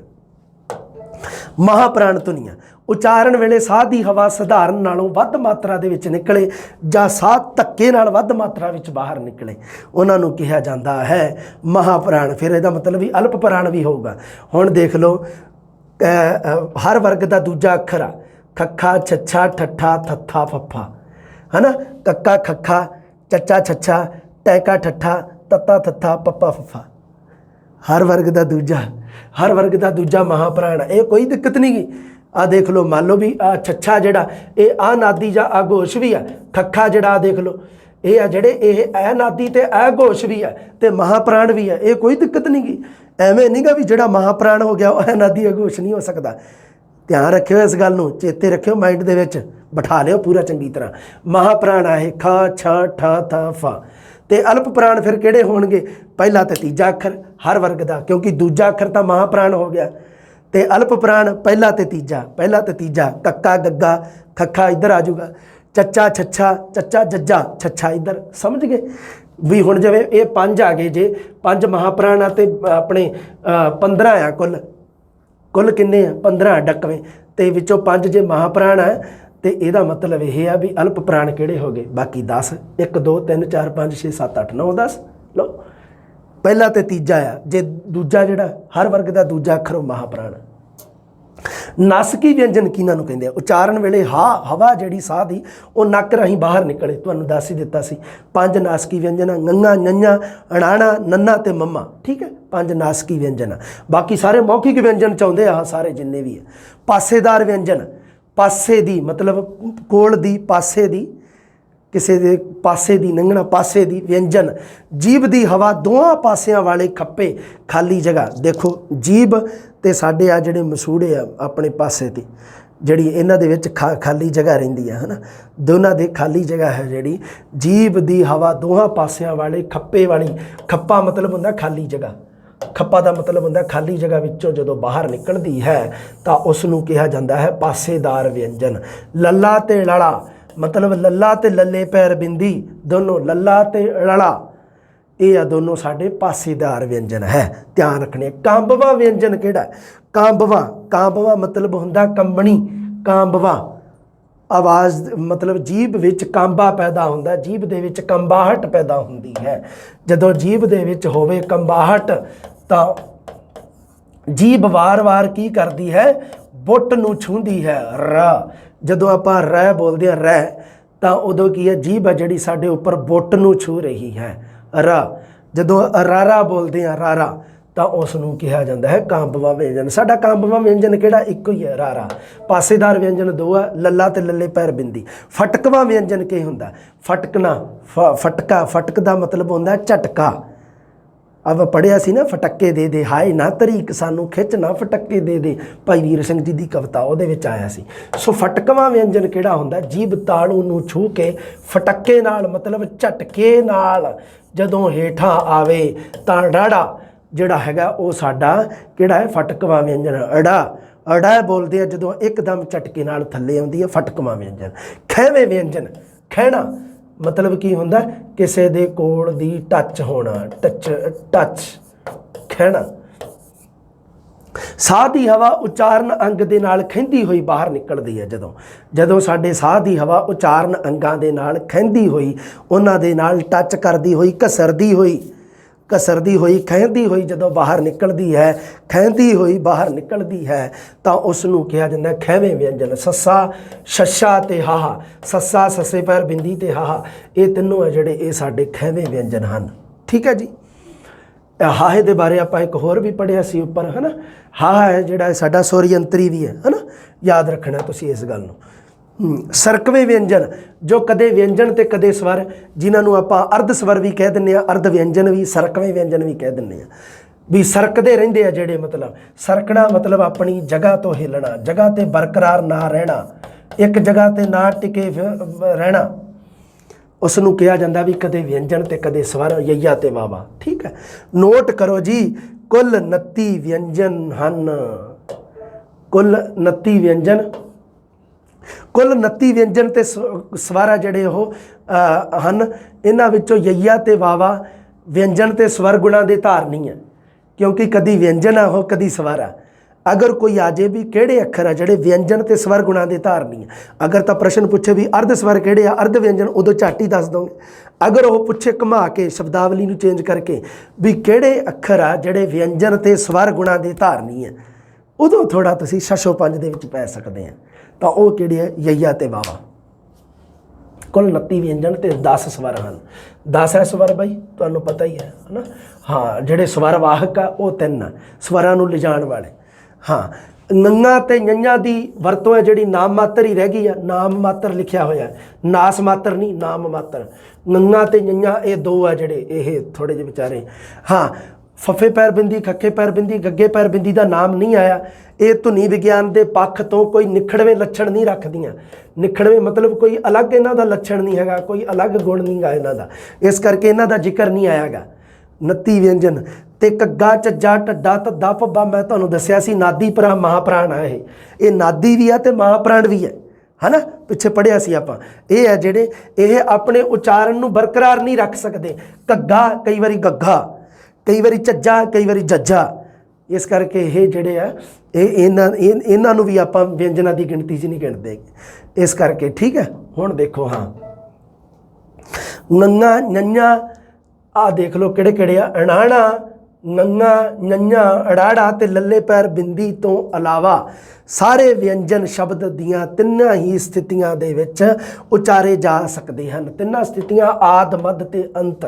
ਦੇਖੋ ਆ ਜਿਹੜੇ ਆ ਜਿਹੜੇ ਮੈਂ 5 ਅੱਖਰ ਲਿਖੇ ਆ, 5 ਅੱਖਰ ਸ਼ਬਦ ਦੇ ਸ਼ੁਰੂ ਵਿੱਚ ਕਦੇ ਨਹੀਂ ਦੇਖੋਗੇ ਤੁਸੀਂ, ਸ਼ਬਦ ਦੇ ਸ਼ੁਰੂ ਵਿੱਚ ਨਹੀਂ ਆਉਂਦੇ। ਸ਼ਬਦ ਦੇ ਸ਼ੁਰੂ ਮਤਲਬ ਆਦ ਸਥਿਤੀ ਦੇ ਵਿੱਚ ਨਹੀਂ ਆਉਂਦੇ, ਸ਼ੁਰੂ ਵਿੱਚ ਨਹੀਂ ਆਉਂਦੇ ਨਾ ਬੇਟਾ, ਦੇਖ ਲਓ ਧਿਆਨ ਨਾਲ। ਲੱਲੇ ਪੈਰ ਬਿੰਦੀ ਕਦੇ ਦੇਖਿਆ ਤੁਸੀਂ? ਨਹੀਂ ਆਉਂਦੇਗੇ। ਆ ਜਿਹੜੇ ਅਣਾਣਾ, ਕਦੇ ਨਾਣੇ ਤੋਂ ਅੱਖਰ ਸ਼ਬਦ ਸ਼ੁਰੂ ਹੋਇਆ ਕੋਈ? ਕਦੇ ਨੰਨੇ ਤੋਂ ਨੰਨੇ ਤੋਂ ਗੰਗੇ ਤੋਂ ਅੜਾੜੇ ਤੋਂ ਵੀ ਨਹੀਂ ਹੁੰਦਾ। ਦੇਖ ਲਿਓ ਕਦੇ ਵੀ, ਮੈਨੂੰ ਦੱਸ ਦਿਓ ਜੇ ਕਿਤੇ ਹੋਵੇ ਤਾਂ ਉਹਦੇ ਕ੍ਰਾਸ ਕਰ ਦਿਓ, ਗਲਤ ਆ ਉਹ। ਇਹ ਕਦੇ ਵੀ ਸ਼ਬਦ ਦੇ ਸ਼ੁਰੂ ਵਿੱਚ ਨਹੀਂ ਉਚਾਰੇ ਜਾਂਦੇ। ਮਤਲਬ ਕੀ ਹੈ ਵੀ ਦੇਖੋ ਉਚਾਰਨ ਹੁੰਦਾ 3 ਸਥਿਤੀਆਂ ਦੇ ਵਿੱਚ ਹਰ ਅੱਖਰ ਦਾ। ਸ਼ਬਦ ਦੇ ਵਿੱਚ ਕੋਈ ਵੀ ਅੱਖਰ 3 ਸਥਿਤੀਆਂ ਦੇ ਵਿੱਚ ਵਿਚਰਦਾ, ਆਦ, ਮੱਧ, ਅੰਤ। ਜਦੋਂ ਕੋਈ ਅੱਖਰ ਸ਼ੁਰੂ 'ਚ ਆਉਂਦਾ ਤਾਂ ਉਹਨੂੰ ਕਿਹਾ ਜਾਂਦਾ ਆਦ ਸਥਿਤੀ, ਜਦੋਂ ਕੋਈ ਵਿੱਚ ਆਉਂਦਾ ਤਾਂ ਉਹਨੂੰ ਕਿਹਾ ਜਾਂਦਾ ਮੱਧ ਸਥਿਤੀ, ਜਦੋਂ ਕੋਈ ਅੰਤ ਵਿੱਚ ਆਉਂਦਾ ਤਾਂ ਉਹਨੂੰ ਕਿਹਾ ਜਾਂਦਾ ਅੰਤ ਸਥਿਤੀ, ਲਾਸਟ ਵਿੱਚ ਆਉਣਾ। ਹੁਣ ਇਹਨਾਂ ਤੋਂ ਇਲਾਵਾ ਬਾਕੀ ਜਿੰਨੇ ਵੀ ਵਿਅੰਜਨ ਦੇਖ ਲਿਓ ਤੁਸੀਂ, ਸ਼ਬਦ ਦੇ ਆਦ ਵਿੱਚ ਵੀ ਆ ਜਾਣਗੇ, ਮੱਧ ਵਿੱਚ ਵੀ ਆ ਸਕਦੇ ਆ, ਅੰਤ ਵਿੱਚ ਵੀ ਆ ਸਕਦੇ ਆ। ਪਰ ਇੱਕ ਨਾਣਾ, ਇੱਕ ਨੰਗਾ ਆ ਰਿਹਾ, ਇੱਕ ਨੰਨਾ, ਇੱਕ ਡਾੜਾ ਤੇ ਇੱਕ ਲੱਲੇ ਪੈਰ ਬਿੰਦੀ, ਇਹ ਆ ਜਿਹੜੇ ਇਹ ਆਦ ਵਾਲੀ ਸਥਿਤੀ 'ਚ ਨਹੀਂ ਆਉਂਦੇ। ਹਾਂ, ਇਹਨਾਂ ਨੂੰ ਮੱਧ ਵਾਲੀ ਸਥਿਤੀ 'ਚ ਤੁਸੀਂ ਦੇਖ ਸਕਦੇ ਹੋ, ਅੰਤ ਵਾਲੀ ਸਥਿਤੀ 'ਚ ਵੇਖ ਸਕਦੇ ਹੋ। ਮੱਧ ਤੇ ਅੰਤ ਵਾਲੀ ਸਥਿਤੀ 'ਚ ਆ ਜਾਂਦੇ ਆ। ਆਦ ਵਾਲੀ ਮਤਲਬ ਸ਼ਬਦ ਇਹਨਾਂ ਤੋਂ ਕਦੇ ਸ਼ੁਰੂ ਨਹੀਂ ਹੁੰਦਾ। ਆਦ ਵਾਲੀ ਸਥਿਤੀ 'ਚ ਨਹੀਂ ਆਉਂਦੇ ਦਾ ਮਤਲਬ ਕੀ ਹੈ ਵੀ ਇਹਨਾਂ ਤੋਂ ਸ਼ਬਦ ਨਹੀਂ ਸ਼ੁਰੂ ਹੁੰਦਾ ਕਦੇ ਵੀ। ਇਸ ਕਰਕੇ ਇਹ ਹੈ ਜਿਹੜੇ ਕੇਵਲ ਮੱਧ ਤੇ ਅੰਤ ਵਾਲੀ ਸਥਿਤੀ 'ਚ ਆਉਂਦੇ ਆ। ਬਾਕੀ ਸਾਰੇ ਜਿੰਨੇ ਵਿਅੰਜਨ ਆ ਉਹ ਸਾਰੇ ਆਦ, ਮੱਧ ਤੇ ਅੰਤ ਤਿੰਨਾਂ ਸਥਿਤੀਆਂ ਦੇ ਵਿੱਚ ਉਚਾਰੇ ਜਾਂਦੇ ਹਨ। ਇਹ ਮੁੱਢਲੀ ਸਥਿਤੀ ਦੇ ਵਿੱਚ ਨਹੀਂ ਆਉਂਦੇ। ਯਾ ਜਿਹੜਾ ਯਈਆ, ਇਹ ਅੰਤਲੀ ਸਥਿਤੀ ਵਿੱਚ ਨਹੀਂ ਆਉਂਦਾ, ਇਹ ਵੀ ਤੁਸੀਂ ਧਿਆਨ ਰੱਖਣਾ। ਯਈਆ, ਇੱਕ ਯਈਆ ਜਿਹੜਾ ਉਹ ਅੰਤਲੀ ਸਥਿਤੀ 'ਚ ਨਹੀਂ ਆਉਂਦਾ, ਮਤਲਬ ਯਹ ਆ ਜਿਹੜਾ ਉਹ ਅੰਤ ਦੇ ਵਿੱਚ ਨਹੀਂ ਆਉਂਦਾ ਕਦੇ ਵੀ। ਸ਼ਬਦ ਦੇ ਅੰਤ ਵਿੱਚ ਨਹੀਂ ਮਿਲੂਗਾ ਤੁਹਾਨੂੰ ਕਦੇ ਵੀ, ਦੇਖ ਲਿਓ ਕਦੇ ਵੀ ਅੰਤਲੀ ਸਥਿਤੀ 'ਚ ਨਹੀਂ ਹੁੰਦਾ। ਹਾ ਵਿਚਕਾਰ ਤੇ ਅੰਤਲੀ ਸਥਿਤੀ ਵਿੱਚ ਸੁਰ ਦਾ ਰੂਪ ਧਾਰਨ ਕਰ ਜਾਂਦਾ ਹੈ। ਹਾ ਅਗਰ ਤਾਂ ਸ਼ੁਰੂ ਦੇ ਵਿੱਚ ਆ, ਮੰਨ ਲਓ ਹਵਾ ਸ਼ਬਦ ਹੈ, ਠੀਕ ਹੈ, ਤਾਂ ਉਹਦੇ ਵਾਸਤੇ ਤਾਂ ਪੂਰਾ ਹਵਾ ਬੋਲਿਆ। ਜੇ ਮੈਂ ਬੋਲਣਾ ਚਾਹ, ਟੀ ਮਤਲਬ ਟੀ, ਤਾਂ ਇਹ ਮੈਂ ਪੂਰਾ ਚਾਹ ਨਹੀਂ ਬੋਲਦਾ, ਇਹ ਮੈਂ ਬੋਲਿਆ ਚਾਹ। ਮਤਲਬ ਕੀ ਹੈ ਵੀ ਸੁਰ ਨੂੰ ਧੱਕਾ ਜਿਹਾ ਹੀ ਲੱਗਿਆ ਇੱਕ ਚਾਹ। ਰਾਹ ਸ਼ਬਦ ਹੈਗਾ ਰਾਹ, ਮਤਲਬ ਰਸਤਾ, ਰਾਹ, ਪਰ ਮੈਂ ਬੋਲਿਆ ਕਿਵੇਂ ਇਹਨੂੰ? ਰਾਹ ਨਹੀਂ ਬੋਲਿਆ, ਰਾਹ ਨਹੀਂ ਗਾ, ਰਾਹ ਬੋਲਿਆ ਮੈਂ, ਸਿਰਫ ਰਾਹ। ਇਸ ਕਰਕੇ ਇਹ ਆ ਜਿਹੜੇ ਵਿਚਕਾਰਲੀ ਤੇ ਅੰਤਲੀ ਸਥਿਤੀ ਦੇ ਵਿੱਚ ਇਹ ਸੁਰ ਦਾ ਰੂਪ ਧਾਰਨ ਕਰ ਜਾਂਦਾ ਹੈ। ਸੁਰ ਇੱਕ ਹੁੰਦੀ ਹੈ, ਇੱਕ ਹੁੰਦਾ ਸਵਰ, ਇੱਕ ਹੁੰਦੀ ਹੈ ਸੁਰ, ਠੀਕ ਹੈ। ਇਹ ਸੁਰ ਦਾ ਰੂਪ ਧਾਰਨ ਕਰ ਜਾਂਦਾ ਹੈ। ਇਸ ਕਰਕੇ ਇਹਨੂੰ ਹਾਏ ਤੇ ਆਪਾਂ ਜਦੋਂ ਸੁਰ ਵਾਲੇ ਪੜਾਂਗੇ ਤੇ ਉਦੋਂ ਗੱਲ ਕਰਾਂਗੇ ਉਦੋਂ। ਉਸ ਤੋਂ ਬਾਅਦ ਹੋਰ ਦੇਖੋ, ਹੋਰ ਇੱਕ ਮੈਂ ਗੱਲ ਲਿਖੀ, ਗੱਲਾਂ ਸਿਰਫ ਲਿਖੀਆਂ ਮੈਂ ਸਥਿਤੀਆਂ ਵੀ ਇਹ ਪੰਜਾਬੀ ਦੇ ਬਾਰੇ ਤੁਸੀਂ ਸਮਝ ਲਓ ਬਸ, ਹੋਰ ਕੁਛ ਨਹੀਂ। ਹਣਾਣਾ ਇੱਕ ਤਾਂ, ਇੱਕ ਲੱਲੇ ਪੈਰ ਬਿੰਦੀ ਮਤਲਬ ਅਣਲਾ, ਤੇ ਇੱਕ ਰਾਰਾ, ਇੱਕ ਡਾੜਾ। ਇਹਨਾਂ ਅੱਖਰਾਂ ਤੋਂ ਬਾਅਦ ਵਿੱਚ ਣੈ ਦਾ ਉਚਾਰਨ ਕਦੇ ਨਹੀਂ ਆਉਂਦਾ, ਬਲਕਿ ਨੈ ਦਾ ਉਚਾਰਨ ਹੁੰਦਾ ਹੈ। ਣੈ ਤੇ ਣੈ ਇਕੱਠੇ ਨਹੀਂ ਦੇਖੋਗੇ। ਲੱਲੇ ਦੇ ਪੈਰ 'ਚ ਬਿੰਦੀ, ਉਸ ਤੋਂ ਬਾਅਦ ਣੈ, ਇਹ ਇਕੱਠੇ ਅੱਖਰ ਨਹੀਂ ਆਉਣਗੇ ਕਦੇ ਵੀ ਸ਼ਬਦ ਦੇ ਵਿੱਚ। ਸ਼ਬਦ ਦੇ ਵਿੱਚ ਜੇ ਆਹ ਅੱਖਰ ਆ ਗਏ ਤਾਂ ਉਸ ਤੋਂ ਬਾਅਦ ਨੈ ਆਊਗਾ। ਦੇਖੋ ਉਦਾਹਰਨ ਵਾਸਤੇ ਮੈਂ ਲੜਨਾ ਸ਼ਬਦ ਲਿਖਿਆ, ਲੜਨਾ, ਤਾਂ ਇਹਦੇ ਵਿੱਚ ੜੈ ਤੋਂ ਬਾਅਦ ਨੈ ਆਊਗਾ, ਕਦੇ ਵੀ ਲੜਨਾ ਨਹੀਂ ਆਊਗਾ। ਲੜਨਾ ਆ ਨਹੀਂ ਆਊਗਾ, ਆ ਗਲਤ ਹੈ ਤੁਹਾਡਾ, ਆ ਸਹੀ ਹੈ, ਠੀਕ ਹੈ। ਹਾਂ, ਹੁਣ ਆ ਗਈਆਂ ਜੀ ਅਖੰਡੀ ਧੁਨੀਆਂ। ਲਓ ਆਪਣੀਆਂ ਖੰਡੀ ਧੁਨੀਆਂ ਮਤਲਬ ਸਵਰ ਤੇ ਵਿਅੰਜਨ ਹੋਏ ਖਤਮ। ਕਲਾਸ ਕਿੰਨੀ ਕੁ ਵੱਧ ਗਈ, ਚਲੋ ਕੋਈ ਨਹੀਂ, ਠੀਕ ਹੈ, छोटी छोटी गल करते हैं आपां, कोई दिक्कत नहीं। आखंडी धुनिया दे विच सुर किनू कहा जाता है, आ गया सी ना भी हाहा जिहड़ा वो सुर का रूप धारण करदा। हुण वेख लो की है सुर, हाहा जिहड़ा विचकार ते अंतली स्थिति विच मध्य ते अंत विच की करदा है, सुर का रूप धारण करदा। शुरू दे विच हाहा बरकरार रहिंदा है अपने व्यंजन रूप दे विच, पर विचकार ते अंतली स्थिति विच सुर का रूप धारण कर जांदा। सुर किनू कहिंदे आ? सुर कहा जांदा आवाज़ दे उतार चढ़ाव नूं कहा जांदा है सुर। सुर का मतलब आवाज़ का उतार चढ़ाव, ठीक है, गल क्लीयर है। आवाज़ कदी उच्ची तो कदी नीवी, बस इनू कहा जाता है सुर। मतलब की है स्वर ते सुर दोनों च फर्क है। सुर तंदां दे कंबण की गति नूं पिच जां तान आखदे हन। जदों सुर तंदां जिहड़ियां हुंदियां वो जदों कंबदियां तां उस नूं कहा जाता है पिच जां तान, उसनूं कहा जाता है। सिर्फ विग्यानिक शब्दावली है, याद रखनी है डायरैक्ट। सुर तंदां दे कंबण की गति कारण होया उतार चढ़ाव है। जदों सुर तंदां दे विच कंबाहट दी पैदा होंदी है, वो गतिशील होंदे है, उसनूं कहा जाता है सुर। जिवें कि मान लो बोलण का तरीका देखो, पंजाबी दे विच 3 सुरां हन, एक नीवी, एक पद्धरी, एक उच्ची। एक हुंदी है नीवी सुर, नीवी आवाज़, एक हुंदी है पद्धरी। पद्धरी मतलब हुंदी है मध्यम जां सावी। पद्धरी दे 3 शब्द अर्थ दसदे हैं तुहानूं। अगर तुहानूं पद्धरी नहीं पता लगदा, सावी नहीं पता लगदा, तो मध्यम तो पता ही है। मध्यम मतलब विचकारली स्थिति, ना उच्ची ना नीवी, विचकारली स्थिति नूं कहा जाता है मध्यम। पद्धरी ते एक उच्ची। पर जे तुसी डॉक्टर हरकीरत सिंह नूं पढ़ोगे, वो कहंदे जी पंजाबी दे विच केवल 2 ही सुरां मौजूद हैं। बाकी सारे भाषा विग्यानियों ने 3 सुरां मन्नियां हैं, पर भाषा विग्यानी जिहड़ा हरकीरत सिंह वो कहंदा भी पंजाबी दे विच जिहड़ी सावी सुर है, जिहड़ी पद्धरी सुर वो नहीं हैगी, आ नहीं हैगी, नीवी ते उच्ची सुर 2 मौजूद है। ठीक है, हाँ कोई दिक्कत नहीं, बस कॉमन गल चेते रखनी है तुसी। सुर किवें हुंदी है? एक तां कहा जांदा है पाड़ा शब्द, एक हो गया पाड़ा, पाड़ा पाड़ा, पाड़ा पाड़ा शब्द समझ लग गया। पाड़ा तो मैं बोलदा कॉमन, मतलब नीवी सुर रख के। जे मैं पाड़ा बोलदा है तो उच्ची सुर दे विच बोल रहा, मतलब ये होगी उच्ची। ठीक है, दोनों दे देखो अर्थ किवें बदलते हैं। पाड़ा तो मतलब हुंदा विथ, जगह बन जानी, मतलब कोई चीज़ पाड़ जानी। जिवें मान लो कंध पाट जे तो उहदे विच विथ बन जाती है। दीवार दे विच तरेड़ आ जे, आपां कहने दीवार पाट गई, पाड़ा आ गया, दीवार च विथ आ गई, पाड़ा। तो अगर मैं दूसरा बोला पाड़ा, तो पाड़ा मतलब हुंदा पढ़ाकू, जिहड़ा पढ़िया लिखिया होवे उसनूं कहा जाता है पाड़ा, मतलब पढ़िया होया। ठीक है, पढ़िया होया। पंजाबी विच सुर का विकास किवें हुंदा है? एक तो नादी महाप्राण धुनियां घग्गा झज्जा ढड्डा धद्दा भब्बा ਜਿਹੜੀਆਂ ਉਹਨਾਂ ਦੇ ਲੋਪ ਹੋਣ ਕਾਰਨ ਤੇ ਹਾ ਧੁਨੀ ਦੇ ਆਪਣੇ ਨੇੜਲੇ ਸਵਰ ਦੇ ਪ੍ਰਭਾਵ ਹੇਠਾਂ ਆ ਜਾਣ ਕਾਰਨ ਪੰਜਾਬੀ ਦੇ ਵਿੱਚ ਸੁਰ ਦਾ ਵਿਕਾਸ ਹੁੰਦਾ ਹੈ। ਜੇਕਰ ਦਬਾਅ ਧੁਨੀਆਂ ਤੋਂ ਪਹਿਲੇ ਸਵਰ ਤੇ ਹੈ ਤਾਂ ਉੱਚੀ ਸੁਰ ਹੈ, ਜੇਕਰ ਦਬਾਅ ਪਿਛਲੇ ਸੁਰ ਤੇ ਹੈ ਤਾਂ ਨੀਵੀਂ ਸੁਰ ਹੈ। ਉੱਚੀ ਤੇ ਨੀਵੀਂ ਗੱਲ ਦੋ ਹੀ ਕਰਨੀ ਹੈ। ਹਰਕੀਰਤ ਸਿੰਘ ਦੀ ਗੱਲ ਵੀ ਸਹੀ ਹੈ ਵੀ ਜਦੋਂ ਉਦਾਹਰਨਾਂ ਦੇਣੀਆਂ ਹੁੰਦੀਆਂ ਉਦੋਂ ਤੇ ਉੱਚੀ ਤੇ ਨੀਵੀਂ ਸੁਰ ਹੀ ਲੈ ਕੇ ਬਹਿ ਜਾਂਦੇ ਆ ਤੁਸੀਂ, ਮੱਧਮ ਸਵਰ ਤਾਂ ਹੁੰਦੀ ਨਹੀਂ। ਉੱਚੀ ਸੁਰ ਦੇਖ ਲਓ ਕਿਵੇਂ ਆ, ਉੱਚੀ ਸੁਰ ਦਾ ਉਚਰਿਤ ਰੂਪ। ਇਹ ਜਿਹੜੀਆਂ ਗੱਲਾਂ ਤੁਹਾਡਾ ਦਿਮਾਗ ਹੋ ਸਕਦਾ ਐਵੇਂ ਹੋ ਗਿਆ ਹੋਵੇ, ਫੜ ਕੇ ਬਹਿ ਗਏ ਹੋ ਵੀ ਆਹ ਕੀ ਕੀਤਾ ਸਰ ਨੇ, ਐਵੇਂ ਹੋ ਗਿਆ ਹੋਊਗਾ। ਉਦਾਹਰਨਾਂ ਤੋਂ ਪਤਾ ਲੱਗ ਜੂਗਾ ਹੁਣੇ ਵੀ ਕੀ ਕਹਿਣਾ ਚਾਹੁੰਦਾ ਸੀ, ਆਹ ਥਿਓਰੀ ਦੇ ਵਿੱਚ ਕੀ ਕਿਹਾ ਸੀ। ਉੱਚੀ ਸੁਰ ਦੇਖੋ, ਉੱਚੀ ਸੁਰ ਲਿਖਣ ਦੇ ਵਿੱਚ ਕਿਵੇਂ ਹੁੰਦੀ ਆ, ਬੋਲਣ 'ਚ ਕਿਵੇਂ ਹੁੰਦੀ ਆ। ਨੀਵੀਂ ਸੁਰ ਬੋਲਣ 'ਚ ਲਿਖਣ 'ਚ ਕਿਵੇਂ ਆ। ਉੱਚੀ ਸੁਰ ਕਿਹਨੂੰ ਕਹਿੰਦੇ? ਦੇਖੋ ਲਿਖਣ ਦੇ ਵਿੱਚ ਤਾਂ ਹੈਗਾ ਆਹਾ ਇਹ ਸ਼ਬਦ ਬਾਹਰ, ਹੁਣ ਲਿਖਣ ਦੇ ਵਿੱਚ ਤਾਂ ਬਾਹਰ, ਠੀਕ ਹੈ। ਪਰ ਜਦੋਂ ਬੋਲਾਂਗੇ ਆਪਾਂ ਕਹਿੰਦੇ ਆ ਬਾਹਰ, ਵੀ ਫਲਾਣਾ ਬੰਦਾ ਬਾਹਰ ਨੂੰ ਚਲਾ ਗਿਆ, ਬਾਹਰ ਨੂੰ ਚਲਿਆ ਗਿਆ ਕੋਈ ਨਹੀਂ ਕਹਿੰਦਾ, ਇੰਨਾ ਟਾਈਮ ਨਹੀਂ ਹੈਗਾ ਸਾਡੇ ਕੋਲੇ। ਉਚਾਰਨ ਦੇ ਵਿੱਚ ਕੀ ਹੈ, ਫਲਾਣਾ ਬੰਦਾ ਬਾਹਰ ਚਲ ਗਿਆ, ਬਾਹਰ ਬਾਹਰ। ਪੰਜਾਬੀ ਦੇ ਵਿੱਚ ਪੰਜਾਬੀ ਜਿਹੜੇ ਬੋਲਦੇ ਉਹਨਾਂ ਨੂੰ ਜ਼ਿਆਦਾ ਪਤਾ ਹੈ। ਸੋ ਬਾਹਰ ਚਲ ਗਿਆ ਮਤਲਬ ਕੀ ਹੈ ਵੀ ਇਹ ਉੱਚੀ ਸੁਰ ਹੈ। ਕਹਿਣ ਦਾ ਮਤਲਬ ਹੈ ਉੱਚੀ ਸੁਰ ਉਹ ਹੈ ਜਦੋਂ ਦਬਾਅ ਹੈ ਜਿਹੜਾ ਉਹ ਪਹਿਲੇ ਸੁਰ ਤੇ ਪੈਂਦਾ। ਹੁਣ ਦੇਖ ਲਓ ਪਹਿਲੇ ਸੁਰ ਤੇ ਪੈ ਰਿਹਾ, ਪਹਿਲੇ ਤੇ ਪੈ ਰਿਹਾ, ਆਹ ਦੇਖੋ ਬਾਹਰ ਤੇ ਪੈ ਰਿਹਾ, ਮਤਲਬ ਬਾਹਰ ਬੋਲਣ ਦੇ ਵਿੱਚ ਸੀ ਪਰ ਮੈਂ ਬੋਲਿਆ ਬਾਹਰ ਤੇ ਪ੍ਰਭਾਵ ਪਿਆ ਬੈ ਤੇ। ਬੈ ਪਹਿਲਾਂ ਆ, ਪਹਿਲੇ ਸੁਰ ਤੇ ਪੈ ਗਿਆ ਬਾਹਰ।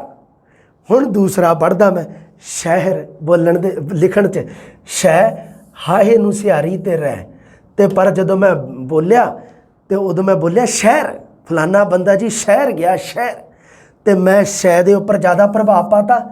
ਅਗਰ ਪ੍ਰਭਾਵ ਪਹਿਲੇ ਸਵਰ ਤੇ ਹੈ ਤਾਂ ਉੱਚੀ ਸੁਰ ਹੈ, ਉਸ ਤੋਂ ਬਾਅਦ ਸਿੱਧਾ ਹੁਣ ਇਹਦੇ ਵਿੱਚ ਵੀ ਦੇਖ ਲਓ, ਹੁਣ ਬੋਲਣ ਦੇ ਵਿੱਚ ਤਾਂ ਹੈ, ਹੁਣ ਆ ਬੋਲਣ ਦੇ ਵਿੱਚ ਹੈਗਾ ਧੱਦਾ।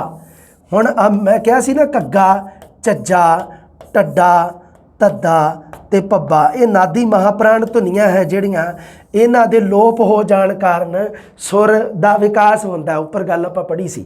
ਹੁਣ ਇੱਥੇ ਆ ਗਈ ਆ ਜਿਹੜੀ ਧੱਦਾ, ਇੱਕ ਉਦਾਹਰਣ ਦਿੱਤਾ ਹੋਇਆ ਧੱਦੇ ਦਾ।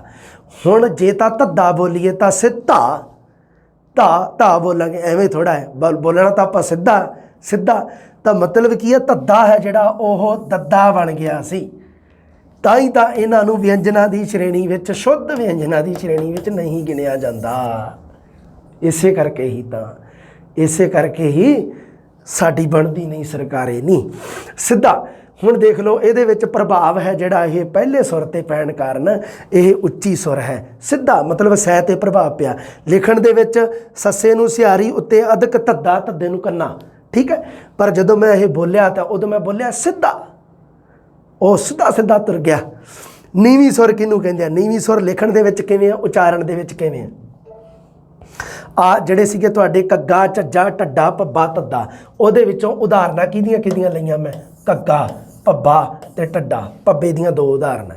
ਹੁਣ ਬੋਲਣ ਦੇ ਵਿੱਚ ਸੀਗਾ, ਹੁਣ ਦੇਖ ਲਓ ਜੀ, ਲਿਖਣ ਦੇ ਵਿੱਚ ਲਿਖਿਆ ਤੁਸੀਂ ਘੱਗੇ ਨੂੰ ਆਪਣੇ ਲਾਇਆ ਹੋੜਾ ਤੇ ਰਾੜੇ ਨੂੰ ਕੰਨਾ, ਤੇ ਮੈਂ ਜਦੋਂ ਬੋਲਿਆ ਉਦੋਂ ਮੈਂ ਬੋਲਿਆ ਘੋੜਾ, ਹੈ ਨਾ। ਤੇ ਘੈ ਨੂੰ ਮੈਂ ਕੋੜਾ ਕੈ ਦੇ ਨੇੜੇ ਲੈ ਗਿਆ ਨਾ, ਸੋ ਘੱਗਾ ਹੈ ਜਿਹੜਾ ਉਹ ਕੈ ਦੇ ਰੂਪ ਵਿੱਚ ਬੋਲਿਆ ਗਿਆ, ਤੇ ਜਿਹੜਾ ਪ੍ਰਭਾਵ ਪਿਆ ਉਹ ਇਹਦੇ ਉੱਪਰ ਜ਼ਿਆਦਾ ਪਿਆ। ਇਹਦੇ ਉੱਪਰ ਜ਼ਿਆਦਾ ਪੈਣ ਕਰਕੇ ਆਹ ਨੀਵੀਂ ਸੁਰ ਹੈ। ਨੀਵੀਂ ਮਤਲਬ ਪਿਛਲੇ ਸੁਰ 'ਤੇ ਪ੍ਰਭਾਵ ਪਊਗਾ, ਉੱਚੀ ਮਤਲਬ ਅਗਲੇ ਸੁਰ 'ਤੇ ਪ੍ਰਭਾਵ ਪਊਗਾ। ਅੱਗੇ ਕੀ ਆ? ਭਾਂਡਾ।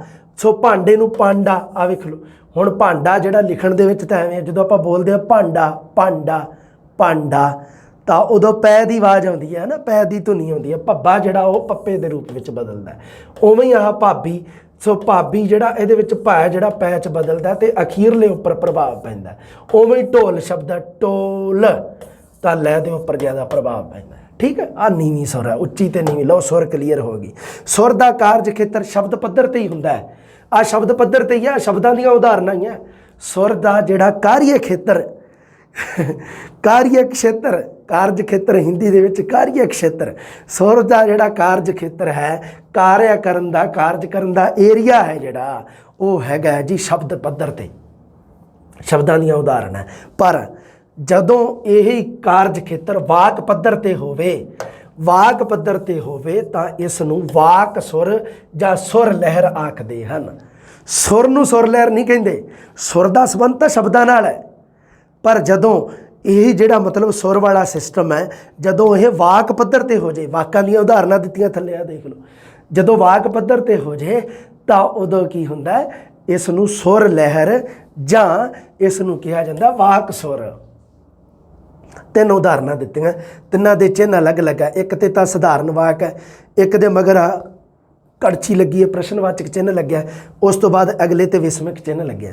ਬੋਲਣ ਦਾ ਤਰੀਕਾ ਕਾਮਨ, ਜਦੋਂ ਆਪਾਂ ਸਧਾਰਨ ਵਾਕ ਬੋਲਾਂਗੇ ਆਪਾਂ ਕਹਾਂਗੇ ਬੱਚਾ ਘਰ ਚਲਾ ਗਿਆ, ਕਾਮਨ ਜਾਣਕਾਰੀ ਹੈ। ਠੀਕ ਹੈ ਜੀ, ਗੱਲ ਕਲੀਅਰ ਹੋ ਗਈ।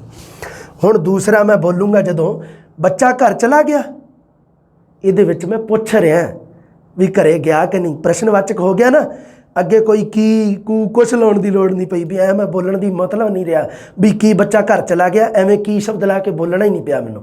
ਮੈਂ ਕੀ ਆ, ਮੈਂ ਤਰੀਕਾ ਹੀ ਐਵੇਂ ਬੋਲਿਆ ਵੀ ਉਹ ਸੁਰ ਆ ਜਿਹੜੀ ਆਵਾਜ਼ ਹੀ ਮੈਂ ਇਸ ਤਰੀਕੇ ਨਾਲ ਆਪਦੀ ਬੋਲੀ, ਆਵਾਜ਼ ਦਾ ਯੂਜ ਹੀ ਇਸ ਤਰੀਕੇ ਨਾਲ ਕੀਤਾ। ਇਸੇ ਨੂੰ ਸੁਰ ਲਹਿਰ ਕਹਿੰਦੇ ਆ। ਆਵਾਜ਼ ਦਾ ਯੂਜ ਤੋਂ ਹੀ ਤੁਹਾਨੂੰ ਪਤਾ ਲੱਗਿਆ ਵੀ ਸਰ ਪ੍ਰਸ਼ਨ ਪੁੱਛ ਰਹੇ ਆ। ਮੈਂ ਦੁਬਾਰੇ ਫੇਰ ਬੋਲਦਾ, ਬੱਚਾ ਘਰ ਚਲਾ ਗਿਆ, ਤੁਸੀਂ ਕਹੋਗੇ ਸਰ ਤਾਂ ਪ੍ਰਸ਼ਨ ਪੁੱਛ ਰਹੇ ਆ। ਹੁਣ ਅੱਗੇ ਦੇਖੋ ਅਗਲਾ ਉਦਾਹਰਨ, ਬੱਚਾ ਘਰ ਚਲਾ ਗਿਆ, ਹੈਰਾਨੀਵਾਚਕ ਵਾਕ ਹੋ ਗਿਆ। ਇੱਕ ਤਾਂ ਮੈਂ ਪ੍ਰਸ਼ਨ ਪੁੱਛਿਆ ਬੱਚਾ ਘਰ ਚਲਾ ਗਿਆ, ਤਾਂ ਤੁਸੀਂ ਕਹੋਗੇ ਹਾਂ ਜਾਂ ਨਹੀਂ। ਤਾਂ ਜੇ ਮੈਂ ਪੁੱਛ ਲਾ ਵੀ ਉਹਦੇ ਵਾਸਤੇ ਹੈਰਾਨੀਵਾਚਕ ਆ, ਅਗਲਾ ਪ੍ਰਸ਼ਨ ਨਹੀਂਗਾ, ਤਾਂ ਮੈਂ ਉਸ ਹਿਸਾਬ ਨਾਲ ਮੇਰਾ ਲਹਿਜਾ ਚੇਂਜ ਹੋ ਜਾਊਗਾ। ਬੱਚਾ ਘਰ ਚਲਾ ਗਿਆ, ਲਹਿਜੇ ਚੇਂਜ ਹੋ ਜਾਂਦੇ ਆ। 3 ਤਰੀਕੇ ਨਾਲ ਵਾਕ ਬੋਲਿਆ ਜਾਂਦਾ ਹੈ ਨਾ। ਅੱਗੇ ਆ ਗਿਆ ਜੀ ਨਾਸਿਕਤਾ। ਇਹ ਆਪਾਂ ਦੇਖ ਲਓ ਕਿਹੜੀਆਂ ਚੀਜ਼ਾਂ ਕਲੀਅਰ ਕਰਤੀਆਂ। ਇੱਕ ਤਾਂ ਆਪਣਾ ਸੁਰ ਪੜ੍ਹ ਲਈ ਆਪਾਂ, ਸੁਰ ਪੜ੍ਹ ਕੇ ਉਸ ਤੋਂ ਬਾਅਦ ਆ ਗਈ ਨਾਸਿਕਤਾ। ਇਹ ਅਖੰਡੀ ਧੁਨੀਆਂ ਪੜ੍ਹ ਰਹੇ ਆਪਾਂ ਧਿਆਨ ਨਾਲ। ये क्लास थोड़ी जी लंबी चलूगी पर कोई दिक्कत नहीं होए, आपां इहनूं करके छड्डना इक्के वारी च। नासिकता उचारण विधि के आधार पर भाषा धुनियां हुंदियां दो प्रकार दियां, मौखिक ते नासिक, ठीक है, दो प्रकार दियां हुंदियां। पर नासिकता का संबंध है जिहड़ा वो स्वरां दे नाल है। पहला गल क्लीयर हो गई सी, मैं तुहानूं उदाहरण भी देती है ना। नासिकता जिहड़ी वो मौखिक स्वरां नूं भी नासकी बना दिंदी है। हुण जिवें कां शब्द बोलना होवे तां देख लो आ बनाता ना इनू भी, ठीक है। जदों आपां इनू तोड़ांगे तो उदों यह स्वर दे नाल लग्या है ना। मैं कहा भी नासिकता का संबंध सिर्फ स्वरां नाल है। हुण नासिकता वास्ते की कीता, मैं बिंदी का यूज किया, कां शब्द लिखिया जदों जदों इनू तोड़िया तो यह नासिकता जिहड़ी यह व्यंजन दे नाल नहीं की, कक्का तो व्यंजन है, ठीक है, तो ऐड़ा है जिहड़ा वो स्वर है, ठीक है। हुण ये नासिकता का संबंध स्वर दे नाल हो गया जदों इनू तोड़िया। हाँ, पर नासिकता जिहड़ी है वह मौखिक स्वरां नूं नासकी बना दिंदी है, ठीक है। अगली गल, अते अर्थां विच भी तब्दीली आउंदी है इहदे नाल। नासिकता देख लो किवें, एक शब्द हैगा जग ते एक जंग, दोनों दे विच फर्क है। साग ते सांग, साग अपने सरों का साग ते मक्की दी रोटी, पंजाबियों का साडिਆਂ ਦਾ मशहूर व्यंजन, डिश प्रसिद्ध है जिहड़ी साग। सांग हुंदी है किसी की नकल करनी। अग ते अंग फर्क है। गोंद ते गोद, सौ ते सौ, सौ का मतलब तो हुंदा, 100 का मतलब हुंदा 100, 100। इत्थे 100 का मतलब हुंदा भी सौ जाना, नींद लैनी, 100। दोनों के फर्क पै गया ना, बिंदी ने फर्क पाता। नासिकता अगलियां गल्लां देखो, सिर्फ कंसैप्ट लिखे मैं। नासकी व्यंजन तो पहला आने वाला स्वर भी नासकी बन जाता है। देखो आह नासकी व्यंजन है। नासकी व्यंजन तो पहला, सुनो बेटा ध्यान ना, नासकी व्यंजन तो पहला, नासकी व्यंजन आ सारे, अणा अणा अणा। नासकी व्यंजन किहड़े किहड़े आ? गंगा ते उस तो बाद हैगा साडा नन्ना, अणाणा, नन्ना ते मम्मा। आ चको, इहदे विच्चों मैं मम्मे ते अणाणे दीयां उदाहरणां लईआं। मतलब एक तो लई है मैं अणाणा मम्मा ते एक लई है उदाहरण अणाणे दी, दो। हाँ, मैं क्या भी नासकी व्यंजन तो पहला आने वाला स्वर भी नासकी बन जाता है। हुण इहदे विच इहनूं तुसीं उचारण करो, राम, शाम, खाण, पीण, जान। इस तो पहला आए जिहड़े अखर आ वो भी नासकी हो गए। देख लो, मतलब लिखण दे विच राम, जदों मैं बोलिया तां राम, आ देख लो राम, शाम, क्योंकि इन्हां दा करके आ मैं दा करके इहदे ते भी बिंदी लग गई। खाण, हालांकि लिखण दे विच सही नहीं है ये, उचारण दे विच तां एवें ही है ये। पीण, पीण, आ चको, नासकी हो गया। समझ गए कहानी? उस तो बाद अगला रूल देखो, ये कुछ एक रूल है। नासकी व्यंजन तो बाद आने वाली धुनी भी नासकी हो जाती है। वाह जी वाह, ये भी क्या बात है। नासकी व्यंजन तो बाद आने वाली धुनी भी नासकी हो जाती है। नासकी व्यंजन तो बाद आने वाली, आ तो नहीं है, नासकी व्यंजन तो बाद आने वाली धुनी भी हो जाती है, ठीक है। आ देख लो जिवें हुण मामा, इस तरह होगी, नासकी होगी धुनी, ठीक है जी। गल क्लीयर होगी, स्थिति क्लीयर है दोनों। हुण आपां गल करते हैं बल। बल किहनूं कहा जाता है? बल की चीज़ है? उचार क्रिया की वध मात्रा नूं बल आखदे हन। उचार की क्रिया जिहड़ी, उचारण का जिहड़ा है काम, उहदी जदों मात्रा वध हो जाए उसनूं कहा जाता है बल। इसका घेरा उचार खंड है। उचार खंड बन जाते हैं, देखो जी, है ना। हर एक शब्द के अलग अलग उचार बन जाते हैं। कई बार उन्होंने कहा जाता उचार खंड। कई शब्द इस तरह के होंगे हैं जिन्होंने आप तोड़ के पढ़ते हैं, आप अपनी मर्जी नाल नहीं तोड़ते। उचार खंड के कारण उन्होंने तोड़ आता है। उचार खंड, उचार ते खंड दो शब्दों तो बनया होया, मतलब उचारण दे विच खंड खंड हो जाना, उचारण दे विच खंड हो जाना। उचार खंड बोलण समय सारियां धुनियां जां उचार खंडां दे उपर इक्को जिहा जिक्र, इक्को जिहा दबाਅ नहीं हुंदा। इस करके मतलब की है भी बल जिहड़ा हुंदा है ओह बल जां दबाਅ, बल भी हुंदा दबाਅ भी हुंदा, इक्को ही गल है। इक्को जिहा बल नहीं पिया जांदा सारिਆਂ ते, इक्को जिहा बल नहीं पैंदा। उचार खंड अड अड बन जाते हैं। हुण दा ते बा दो आ गए, ता ते ला दो उचार खंड आ, एक ता ते एक ला, उचार खंड दो आ मान लो, ठीक है, दो बन गए। तो इन्हां दे उपर इक्को जिहा जोर नहीं पैंदा। मान लो भी आपां एक तो बोलते हैं तला, ठीक है, तला, तला, जे तो मैं बोलिया तला ਤਾਂ ਤੁਸੀਂ ਕਹੋਗੇ ਸਰ ਇਹ ਤਾਂ ਉਹ ਤਲਾ ਜਿਹੜਾ ਜੁੱਤੀ ਦਾ ਹੇਠਲਾ ਹਿੱਸਾ ਹੁੰਦਾ, ਜੁੱਤੀ ਦੇ ਥੱਲੇ ਜਿਹੜਾ ਤਲਾ ਹੁੰਦਾ।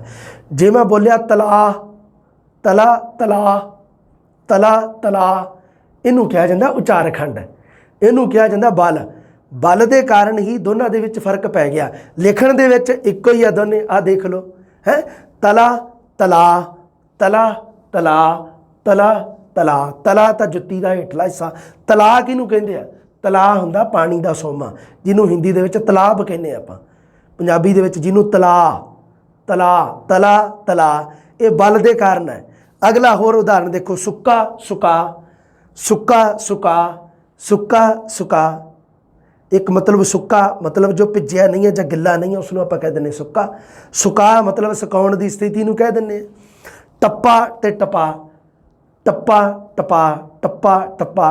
ਟੱਪਾ ਜਿਹੜਾ ਹੁੰਦਾ ਉਹ ਜਿਵੇਂ ਕਹੀ ਦਾ ਟੱਪਾ ਲਾ ਲਓ ਤੁਸੀਂ, ਹੈ ਨਾ, ਜਿਵੇਂ ਕੱਸੀ ਜਦੋਂ ਚਲਾਉਂਦੇ ਆਪਾਂ ਉਹਨੂੰ ਕਹਿ ਦਿੰਦੇ ਟੱਪਾ, ਜਾਂ ਬੋਲ ਦਾ ਟੱਪਾ ਜਾਂ ਠੱਪਾ ਵੀ ਜਿਹਨੂੰ ਕਹਿ ਦਿੰਦੇ, ਟੱਪਾ ਜਿਹਨੂੰ ਹਿੰਦੀ 'ਚ ਕਹਿ ਦਿੰਦੇ ਆਪਾਂ। ਟੱਪਾ ਤੇ ਟਪਾ। ਟਪਾ ਮਤਲਬ ਹੁੰਦਾ ਕਿਸੇ ਨੂੰ ਟਪਾਉਣਾ, ਹੈ ਨਾ, ਜਿਵੇਂ ਕੰਧ ਤੇ ਦੂਸਰੀ ਪਾ, ਟਪਾ ਟੱਪਾ ਟਪਾ। ਇਹ ਹੈ ਜਿਹੜਾ ਇਹਦੇ ਵਿੱਚ ਬਲ ਨੂੰ ਅੱਧਕ ਨਾਲ ਅੰਕਿਤ ਕੀਤਾ ਜਾਂਦਾ ਹੈ। ਸਾਡੇ ਅਸੀਂ ਕੀ ਪੜ੍ਹਦੇ ਹਾਂ? ਅਸੀਂ ਸਾਡੇ ਲਗਾਖਰ ਪੜ੍ਹਦੇ ਹਾਂ 3 ਲਗਾਖਰ। ਲਗਾਖਰ ਪੜ੍ਹਦੇ ਆਪਾਂ 3। ਇੱਕ ਆਪਾਂ ਪੜ੍ਹਦੇ ਹਾਂ ਬਿੰਦੀ, ਇੱਕ ਪੜ੍ਹਦੇ ਹਾਂ ਬਿੰਦੀ, ਇੱਕ ਪੜ੍ਹਦੇ ਹਾਂ ਟਿੱਪੀ, ਇੱਕ ਪੜ੍ਹਦੇ ਹਾਂ ਆ ਬੈ ਆ ਓਏ, ਬਿੰਦੀ ਟਿੱਪੀ ਤੇ ਅੱਧਕ। ਠੀਕ, ਜਿਹੜੇ ਤਾਂ ਬਿੰਦੀ ਤੇ ਟਿੱਪੀ ਅੱਧਕ ਆ, ਇਹ ਤਿੰਨੋਂ ਹੈ ਤਾਂ ਅਖੰਡੀ ਧੁਨੀਆਂ, ਹੈ ਨਾ, ਅਖੰਡੀ ਧੁਨੀਆਂ ਹੀ ਆ। ਸਾਨੂੰ ਕਿਵੇਂ ਪਤਾ ਲੱਗਿਆ ਵੀ ਅਖੰਡੀ ਧੁਨੀਆਂ? ਕਿਉਂਕਿ ਬਿੰਦੀ ਤੇ ਟਿੱਪੀ ਇਹ ਤਾਂ ਨਾਸਿਕਤਾ ਵਾਸਤੇ ਵਰਤੀਆਂ ਜਾਂਦੀਆਂ। ਠੀਕ ਹੈ, ਸੋ ਨਾਸਿਕਤਾ ਕਿਹੜੀ ਆ? ਅਖੰਡੀ ਧੁਨੀ ਆ। ਤੇ ਜਿਹੜਾ ਅੱਧਕ ਹੈ ਜਿਹੜਾ ਇਹ ਬਲ ਜਾਂ ਦਬਾਅ ਵਾਸਤੇ ਵਰਤਿਆ ਜਾਂਦਾ ਹੈ। ਇਸ ਕਰਕੇ ਬਲ ਹੈ ਜਿਹੜਾ ਇਹ ਸਾਡਾ ਕਿਹੜਾ ਹੈ? ਅਖੰਡੀ ਧੁਨੀ ਹੈ। ਠੀਕ ਹੈ, ਬਲ ਨੂੰ ਅੱਧਕ ਨਾਲ ਅੰਕਿਤ ਕੀਤਾ ਜਾਂਦਾ ਹੈ। ਅੱਗੇ ਆ ਗਿਆ ਜੀ ਸੰਗਮ, ਆਖਰੀ ਹੈ। ਸੰਗਮ ਕਿਹਨੂੰ ਕਹਿੰਦੇ? ਦੇਖੋ ਸੰਗਮ ਹੁੰਦਾ ਵੀ ਮਿਲਾਪ, ਹੈ ਨਾ, ਕਿਸੇ ਜਗ੍ਹਾ ਤੇ ਜਾ ਕੇ ਮਿਲਾਪ ਹੋਣਾ। ਸੰਗਮ, ਸੰਗਮ ਦਾ ਸ਼ਾਬਦਿਕ ਅਰਥ ਮਿਲਾਪ ਹੀ ਹੁੰਦਾ। ਸੰਗਮ ਥੋੜ੍ਹਾ ਠਹਿਰਾਓ ਜਾਂ ਅਣ ਉਚਾਰ ਦੀ ਅਵਸਥਾ ਨੂੰ ਸੰਗਮ ਆਖਦੇ ਹਨ।